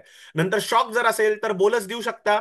बोलस NS किंवा बॅलन्स क्रिस्टोलाइडचे द्यायचे. पण लक्षात घ्या, पेशंटला तुम्ही जास्त फ्लुइड दिलं तर बाहेर पडायला जागा नाहीये पेशंटला, किडनीज काम करत नाहीये. तर अशा सिनेरिओमध्ये डायलिसिस सुद्धा तुमच्याचमुळे करावं लागू शकतं, because the patient is in the overload. त्यामुळे या गोष्टी महत्वाच्या पाहिजे. सर डायलिसिस कधी करू पेशंटच्या? तर डायलिसिसचे जर बघितले तर सिंपल उदाहरण आहेत. डायलिसिस कधी कधी करायचं, तर आययू, AEIOU. AEIOU म्हणजे काय रे, तर when the patient is having acidosis, pH less than 7.1. मी काय म्हणलो तुम्हाला, अंतिम गोष्ट आहे ती जी आपल्याला करायची ऍसिडोसिस करेक्ट करायला, डायलिसिस. इलेक्ट्रोलाइट ॲबनॉर्मॅलिटीज म्हणजे arrhythmia causing potassium disturbance more than 6.5. Normally 3.5 to 5.5 माहिती आपल्याला. पण ते जर समजा 6.5च्या वर गेलं मित्रांनो, तर पेशंट कधीही अरिथमियामधून अरेस्टमध्ये जाऊ शकतो. सो तेव्हा मात्र मला डायलिसिस करावं लागणार आहे. जर ड्रग्स किंवा काही इंटॉक्सिकेशन असेल या पेशंटमध्ये तर सुद्धा करावं लागतं. If the patient is in overload, म्हणजे तुम्ही केलेला मूर्खपणा, तुम्ही त्याला उगच बसाबस 2 लिटर 4 लिटर फ्लुइड दिले, बाहेर पडायला जागा नाही, त्यामुळे पेशंटला डायलिसिस लागू शकतं. आणि युरेमिया म्हणजे काय, पेरिकार्डायटिस, प्लुरायटिस, युरेमिक एन्केफेलोपॅथी, खूप जास्त ब्लिडिंग व्हायला लागलं युरेमियामुळे, ब्लड क्लॉटिंग होत नाही व्यवस्थित, ऍसिडोसिस झालंय त्याच्यामुळे ब्लड क्लॉटिंग होत नाही, because enzymes need proper pH to function. तेव्हा मात्र मला डायलिसिस कन्सिडर करावा लागणार आहे, नेफ्रॉलॉजिस्टला बोलवावं लागणार आहे आणि मला त्याचं पुढची मॅनेजमेंट बघावी लागणार आहे. आता डिटेल AKI CKD मेडिसिन मध्ये घेतलंय आपण, पण आपल्याला या गोष्टी IV फ्लुइडच्या दृष्टीने आपल्याला मॅनेज करायच्या आहेत. म्हणून सोडा बायकार्बचा रोल, सोडियम पोटॅशियम करेक्शनचा NSचा रोल, नंतर RLचा रोल, आणि त्याच्याच बरोबर आपण बघितलं डायलिसिस कुठल्या पेशंटमध्ये करायचं. समजलं? सो आता last disease, yes everybody cheers, जाताना झाल्यानंतर सगळेजण घरी जाऊन एक एक पेग मारणार आहेत, तर that is nothing but liver cirrhosis. Liver cirrhosis म्हणजे काय, तर एक पेशंट जो आहे त्याच्या लिव्हर सिरोसिस डेव्हलप झाल्या कारणामुळे पेशंटला पेरिफेरल इडिमा झालेला आहे, असायटिस झालेला आहे, and that is nothing but it is causing more and more debility to the patient. काय झालं मित्रांनो, लिव्हरमध्ये, लिव्हर डिसीज मध्ये ब्लड वेसलला काय प्रॉब्लेम झाला का? बिलकुलच नाही. पण आपल्याला माहितीये पेशंटचं जे ऑनकॉटिक प्रेशर मित्रांनो जे होतं, आपण पहिल्यांदा स्टार्लिंग फोर्सेस बघितले होते फर्स्ट लेक्चरला इफ यू रिकॉल, तर ते ऑनकॉटिक प्रेशर कमी झाल्या कारणामुळे काय झालं, जास्त फ्लुइड बाहेर लीक व्हायला लागलं, पण आत मात्र काही येऊ शकत नाही, आत मात्र काही येऊ शकत नाही. And as the fluid cannot come inside, त्यामुळे प्रॉब्लेम काय झालाय मित्रांनो, त्यामुळे प्रॉब्लेम काय झालाय, त्या पेशंटमध्ये पाणी तर खूप आहे शरीरात, 70% काय 90% पाणी आहे, पण पाणी कुठे आहे, in the extra vascular compartment, सगळं इंटस्टिशियम मध्ये आणि सेल्युलर इडिमा झालेला आहे. काय प्रॉब्लेम झाला, सगळं पाणी तर मात्र आहे, 90% वॉटर या पेशंटमध्ये, सगळं टंब फुगलेला आहे तो पाण्याने, चेहरा सुजलेला आहे, पाय सुजलेले आहेत, पण पाणी कुठे गेलं मित्रांनो, तर पाणी is everywhere but not where it is required. Intravascular fluid नाही, नुसतंच एक्स्ट्राव्हॅस्क्युलर फ्लुइड आहे, and that is the reason why this patient is going to land up into hypotension. आणि त्यामुळे या पेशंटमध्ये मला मॅनेज करणं गरजेचं आहे. सर काय देऊ मी इथे, सर मी काय करते, मी तर क्रिस्टलाइड देते. अरे राजा, तू क्रिस्टलाइड दिलंस तर अजून पाणी बाहेर जाणार आहे आणि अजून असायटिस वाढणार आहे. So never give crystalloid in this patient. The role is excess पाणी बाहेर काढा आणि जे आत शिल्लक पाणी आहे ते परत ब्लड मध्ये घ्या. म्हणून इथे आपण फक्त आणि फक्त जर बघितलं तर you are going to give albumin. Albumin द्यायचं आहे. Albumin is the key molecule, albumin is the saviour of you, and albumin is to be required. अल्ब्युमिनची किंमत किती? येस, जे लिव्हर आपलं काम फुकटमध्ये करत आहे, ते दारू पिऊन आपण घालवलं आहे, त्याचं काम किती, तर येस 20% अल्ब्युमिन म्हणजे किती, तर एका 100 ml मध्ये 20 ग्राम अल्ब्युमिन असतं. तर 20% अल्ब्युमिनची जर कॉस्ट आपण बघितली तर कुठेतरी 5 to 7,000, 5 to 7,000 त्याची कॉस्ट आहे. 5 to 7,000 त्या अल्ब्युमिनची कॉस्ट आहे मित्रांनो. Very deadly, very deadly. It is not at all, म्हणजे सर्वसामान्यांना परवडण्यासारखं नसतं. सरकारी हॉस्पिटलमध्ये सुद्धा मिळत नाही. सो इट इज 20 20% मध्ये किती असतं, 20 ग्रॅम्स. आणि सर त्याचं काय रिलेशन आहे 20 ग्रॅम्स किती, तर लक्षात घ्या मित्रांनो, एव्हरी 1 लिटर असायटिस, हा, जर आपण युएसजी केली तर 1 लिटर असायटिस जेव्हा पेशंटला होतो, त्याचा अर्थ पेशंटमध्ये 8 ग्रॅम अल्ब्युमिन कमी आहे म्हणून होतो. So 8 gram albumin if the patient is having less, the patient is going to have 1 litre ascites. त्या पेशंटमध्ये किती लिटर असायटिस असतो, 5 ते 6 litre gross ascites with litre of pleural effusion, म्हणजे 9 ते 10 लिटर कमी. 9 ते 10 लिटर कमी म्हणजे 80 ग्रॅम अल्ब्युमिन पेशंटचं कमी आहे. म्हणजे त्याला मला किती अल्ब्युमिन द्यावे लागतील नॉर्मल करायला, किती बाटल्या द्याव्या लागतील, येस एक्झॅक्टली, कमीत कमी 10 बाटल्या. 10 बाटल्यांची कॉस्ट 5,000 रुपये एक बाटली, म्हणजे किती, 50,000 रुपये त्या पेशंटच्या त्या लिव्हरच्या फंक्शनसाठी मी घालवले. आणि एवढं करून बाकीचं का लिव्हरचं काम नाही आणलं मी परत, फक्त इडिमा आणि असायटिस कमी केलाय. बाकी मी पेशंटला काहीही मदत केली नाही. त्याचं टॉक्सिन्स जे काही तो लिव्हर काम करतं ते नाही, ड्रग मेटाबॉलिझमचं काम बिलकुल लिव्हरचं केलं नाही, कोलेस्ट्रॉलचं काम लिव्हरनी केलं नाही, बाईल ऍसिड्सचं काम केलं नाही, जॉन्डिस खाजाखाजीचं काम अल्ब्युमिननी केलं नाही. म्हणजे लिव्हरचं फक्त एक फंक्शन जे आयव्ही फ्लुइडशी रिलेटेड आहे, विच इज हायपोव्हॉल्युमिया, और it is because of its reduced oncotic pressure, 50,000 मित्रांनो त्याचे घालवावे लागतील मिनिमम. मिनिमम सांगण्याचा हिशोब किती, तर तो पेशंट विचारतो सर एक बाटली आणली, आता तुम्ही दुसरी बाटली सांगताय, डॉक्टर येड लागले त्या डॉक्टरला, तो पैसे काढू धंदा आहे, काही उपयोग होत नाही बाटल्याचा. अरे राजा, त्या 5 बाटल्या गेल्याशिवाय पेशंटला काहीच फरक पडणार नाही. And this is just replenishment. Albumin त्याचं त्याचं मेटाबॉलाइज होतच आहे, ते मरतच आहे, त्यामुळे त्याला आयुष्यभर अल्ब्युमिन सप्लिमेंटेशन लागणार आहे. त्यामुळे आठवड्याला एक एक 2 2 बाटल्या तर चढवावे लागणारच आहेत. त्यामुळे सांगायचं बाबा खिसा एमटी करून ठेव, नाही तर ट्रान्सप्लांटची तयारी ठेव, नाही तर पेशंटचे अर्धी लाकडं जी गेलेली आहेत ती पूर्ण लाकडं तिथे नेऊन ठेव, कारण की आता जास्त दिवस पेशंट जगणार नाही. So त्याला DCLD, decompensated liver disease, when the patient needs albumin for its treatment recurrently, that is one of the sign of DCLD, decompensated liver disease, and that is one of the indication of liver transplantation. कारण की albumin शेवटी स्वतः स्वतः बनवलं पाहिजे शरीराने, किती वर्ष तो बाहेर न खाणार आहे. बरं albumin has its own side effects, it can cause anaphylactic shock, it can cause काय म्हणू आपण त्याला, सिव्हिअर ड्रग रिॲक्शन. त्यामुळे अल्ब्युमिन हे काही साधं मॉलिक्यूल नाहीये की बाबा घेतलं आणि दिलं. प्रोटीन पावडर देतोय पेशंटला, उपयोग काय त्या प्रोटीन पावडरची? अल्ब्युमिन त्या पेशंटमध्ये बनतच नाहीये. Proteins are going to be excreted. शरीरात आलेले प्रोटीन्स तसेच युरिन मधनं जाणार आहेत. So liver disease is very bad मित्रांनो, very bad. So it is very helpless condition. Dialysis सारखी कंडिशन पण नसते. डायलिसिस रिनलचा प्रॉब्लेम आता डायलिसिस करू शकतो. किडनी डिसीज, लिव्हर डिसीज मध्ये लिव्हर डायलिसिस होतो, त्याची किंमत जर बघितली तर त्याचे डोळे अचंबितपणे फाटतील. त्यामुळे लिव्हर डायलिसिस पण शक्य नाही. त्यापेक्षा दारूच पिऊ नका, टेन्शन नाही. नाराय का बास ना बजे की बासुरी, समजलं?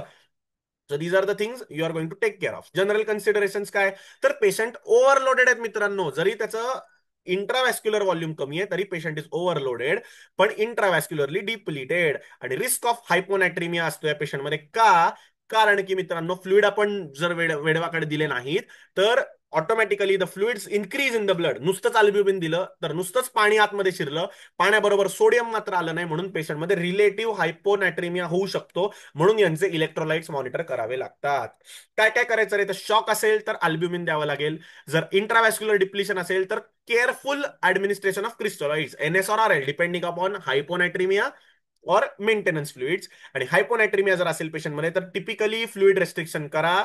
कारण की मित्रांनो लक्षात घ्या, पेशंटमध्ये हायपोनॅट्रिमिया जास्त, सोडियम 8 पेक्षा वर जास्त झालं, कमी जास्त झालं, तर automatically the patient is going to have yes central pontine myelinolysis. आणि जर आपण अल्ब्युमिन देणार असू पेशंटला, जर व्हॉल्यूम काढणार असू पोटातनं, तर 8 ग्रॅम्स लक्षात ठेवायचं पर लिटर अल्ब्युमिन. 8 ग्रॅम्स पेशंटला अल्ब्युमिन द्यावं लागणार आहे, which is going to be very traumatising to the patient, which is going to be very traumatising to the patient. So हा स्क्रीनशॉट घ्या, जे आपण सगळं शिकलेलो आहोत, एक क्रक्स मध्ये सगळं आपण घेतलेलं आहे. So this is the end of the chapter. कोणाला काही डाऊट्स असतील तर मी आता अनम्यूटची सोय करतो. पण लक्षात घ्या, सोडियम काय आहे रे बाबा? आता आयसोटोनिक क्रिस्टोलाइड आहे, 154 मिली इक्विव्हॅलेंट आहे, can cause hyperchloraemic acidosis if used in large volumes and it is preferred in hypovolaemic shock if balance crystalloid जर अनअवेलेबल. म्हणजे नॉर्मली काय देतो आपण? Balance crystalloid like plasma lite. पण अवेलेबल नसेल तर मात्र सोडियम एनएस ला पर्याय नाही. म्हणजे NS is the fluid of exclusion. काहीच पर्याय नाही तर बाबा एनएस कर. कुठलाच मुलगा लग्नाला तयार नाही तर जाऊ दे बाबा, हा शेवटचा मिळतोय तर याच्याशीच लग्न मी करून घेते, असा विषय तो झालेला आहे. पहिलं, this is the first thing. Second thing is DNS. It gives calories. कशाला देतो रे आपण? तर इट इज इनिशियली आयसोटोनिक, पण नंतर इट बिकम्स हायपोटोनिक. का? तर ग्लुकोज गायब होऊन जातं. आणि नंतर काय होणार आहे? ते जे हायपोटोनिक फ्लुइड आहे it is going to cause intracellular fluid accumulation. त्यामुळे रिसस्किटेशन मध्ये देऊ नका मित्रांनो, कारण की रिसस्किटेशन मध्ये आपल्याला इंट्राव्हॅस्क्युलर कंपार्टमेंटमध्ये फ्लुइड हवंय, हे फ्लुइड बाहेर काढतंय. त्यामुळे DNS is not done in resuscitation. RL आपण कधी देतो मित्रांनो? आरएल, तुम्ही मला म्हणाल सर रिसस्किटेट करताना पेशंटची शुगर लेवल कमी आहे तर काय देऊ? डीएनएस देऊ शकत नाही तर D25चा अँप्यूल तुम्ही पुश करू शकता. अशा पेशंटमध्ये यू कॅन पुश D25चा अँप्यूल. यू कॅन पुश D25चा ampoule. It will give glucose but it will not give fluids. It will also not cause any fluid shift. तर D25चा 10 ml चा अँप्यूल असतो, तो घेऊ शकतो आपण. सर लिंगज लॅक्टेट काय? तर it is the balanced isotonic fluid. Lactate is metabolised into bicarbonate. आपण बघितलं होतं, डी आयसोमर, एल आयसोमर. आठवत असेल तर पहिलं लेक्चर युट्यूबवर बघा. Small amount of potassium, it is usually safe in renal failure और diabetic ketoacidosis, except diabetic ketoacidosis, कारण की डायबिटिक कीटोएसिडोसिस मध्ये सोडियम वर खाली चालू आहे. रिनल फेलियर मध्ये सोडियम फक्त वरच्या बाजूला चाललंय. त्यामुळे जरी तुम्ही ते थोडं वाढवत गेलात तर it is not a problem. पण एकदा वाढवताय, एकदा कमी करताय, तो ग्राफ जर हॅप हजार्ड झाला तर अरिथमिया पेशंटमध्ये होऊ शकतो. Plasma light is the most balanced crystalloid. PH is physiological 7.4. त्यामुळे ऍसिड बेसवर काही इम्पॅक्ट होत नाही. आणि लार्ज व्हॉल्यूम रिसस्किटेशन करायचं असेल तर आपण हे वापरू शकतो. एनएस मध्ये ऍसिडोसिस होतं, याच्यामध्ये होत नाही. त्यामुळे पेशंट म्हणला सर लय भारी फ्लुइड पाहिजे तर प्लाझ्मा लाईट दे. सर माझ्याकडे पैसे नाहीत, आरएल दे. सर आरएल परवडत नाही, एनएस दे. पेशंटला काय झालं माझी जबाबदारी नाही. त्याला या गोष्टी समजणार नाहीयेत राजांनो. याची किंमत फक्त तुम्हाला माहितीये, मला माहितीये, आणि पेशंटला समजते जेव्हा त्याला ट्रीटमेंट मिळते तेव्हा. त्याच्या रिलेटिव्हला यातलं काही समजत नाही. नंतर अल्ब्युमिन, येस 5% इज आयसोऑनकॉटिक, फक्त मेंटेनन्ससाठी वापरतात. आणि 20% जे आहे it pulls the interstitial fluid in to the, म्हणजे इडिमा कमी करायला वापरलं जातं. साधारणतः 20 grams albumin in 100 ml of your solution. It is used in cirrhosis, hypoalbuminaemia आणि सिव्हिअर केसेस ऑफ शॉक, की जिकडे आपल्याला आता अल्ब्युमिन देणं गरजेचं आहे न्यूट्रिशन स्टेटससाठी. आणि you have to monitor electrolytes, कारण की ते फक्त पाणी खेचणार आहे. त्यामुळे रिलेटिव्ह हायपोनॅट्रिमिया होऊ शकतो आणि त्यामुळे रिनल फंक्शन सुद्धा डिस्टर्ब होऊ शकतं. सो इथपर्यंत कोणाला काही डाऊट्स असतील तर प्लीज बोला, नाहीतर we are more than happy to stop the meeting. मी म्हणलं तसं आपले जे काय आता जे हे आहेत ऑफर्स आहेत तुमच्या कॉलेजमध्ये कोणाला काही घ्यायचे असतील तर सांगा. आणि we also have offers for 3 people taking together, 4 people getting together. तुम्ही रेफर करत असाल कोणाला तर आम्हाला सांगा, त्या रेफरलचे तुम्हाला काही त्याचे इन्सेंटिव्ह किंवा कॅशबॅक मिळणार आहे. So there are many things. ज्यांना इंटरेस्ट आहे त्यांनी मला प्लीज व्हॉट्सअपवर मी नंबर पाठवला आहे, परत एकदा ज्यांनी नाही बघितला त्यांना माहिती आहे number. You can go ahead and you can ping me on WhatsApp. I can help you out if you need anything. आणि काही डाऊट्स असतील तर प्लीज सांगा, नसेल तर मग मी मीटिंग थांबवू इच्छिते.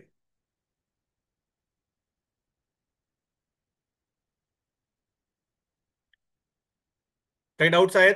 IV फ्लुइड संपलेलं आहे. डिटेल ऑलरेडी घेतलेलं आपण त्या त्या टॉपिक्समध्ये. डायबिटीसमध्ये डायबिटिक किटोएसिडोसिस घेतलेला आहे. रिनल फेलियरमध्ये किडनी घेतलेलं आहे. सगळं तिथे घेतलेलं आहे. काही डाऊट्स असतील तर सांगा. If not then will proceed to stop the meeting.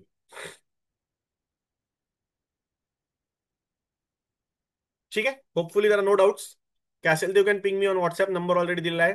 चलो till then take care, bye bye, and also have a happy Sunday.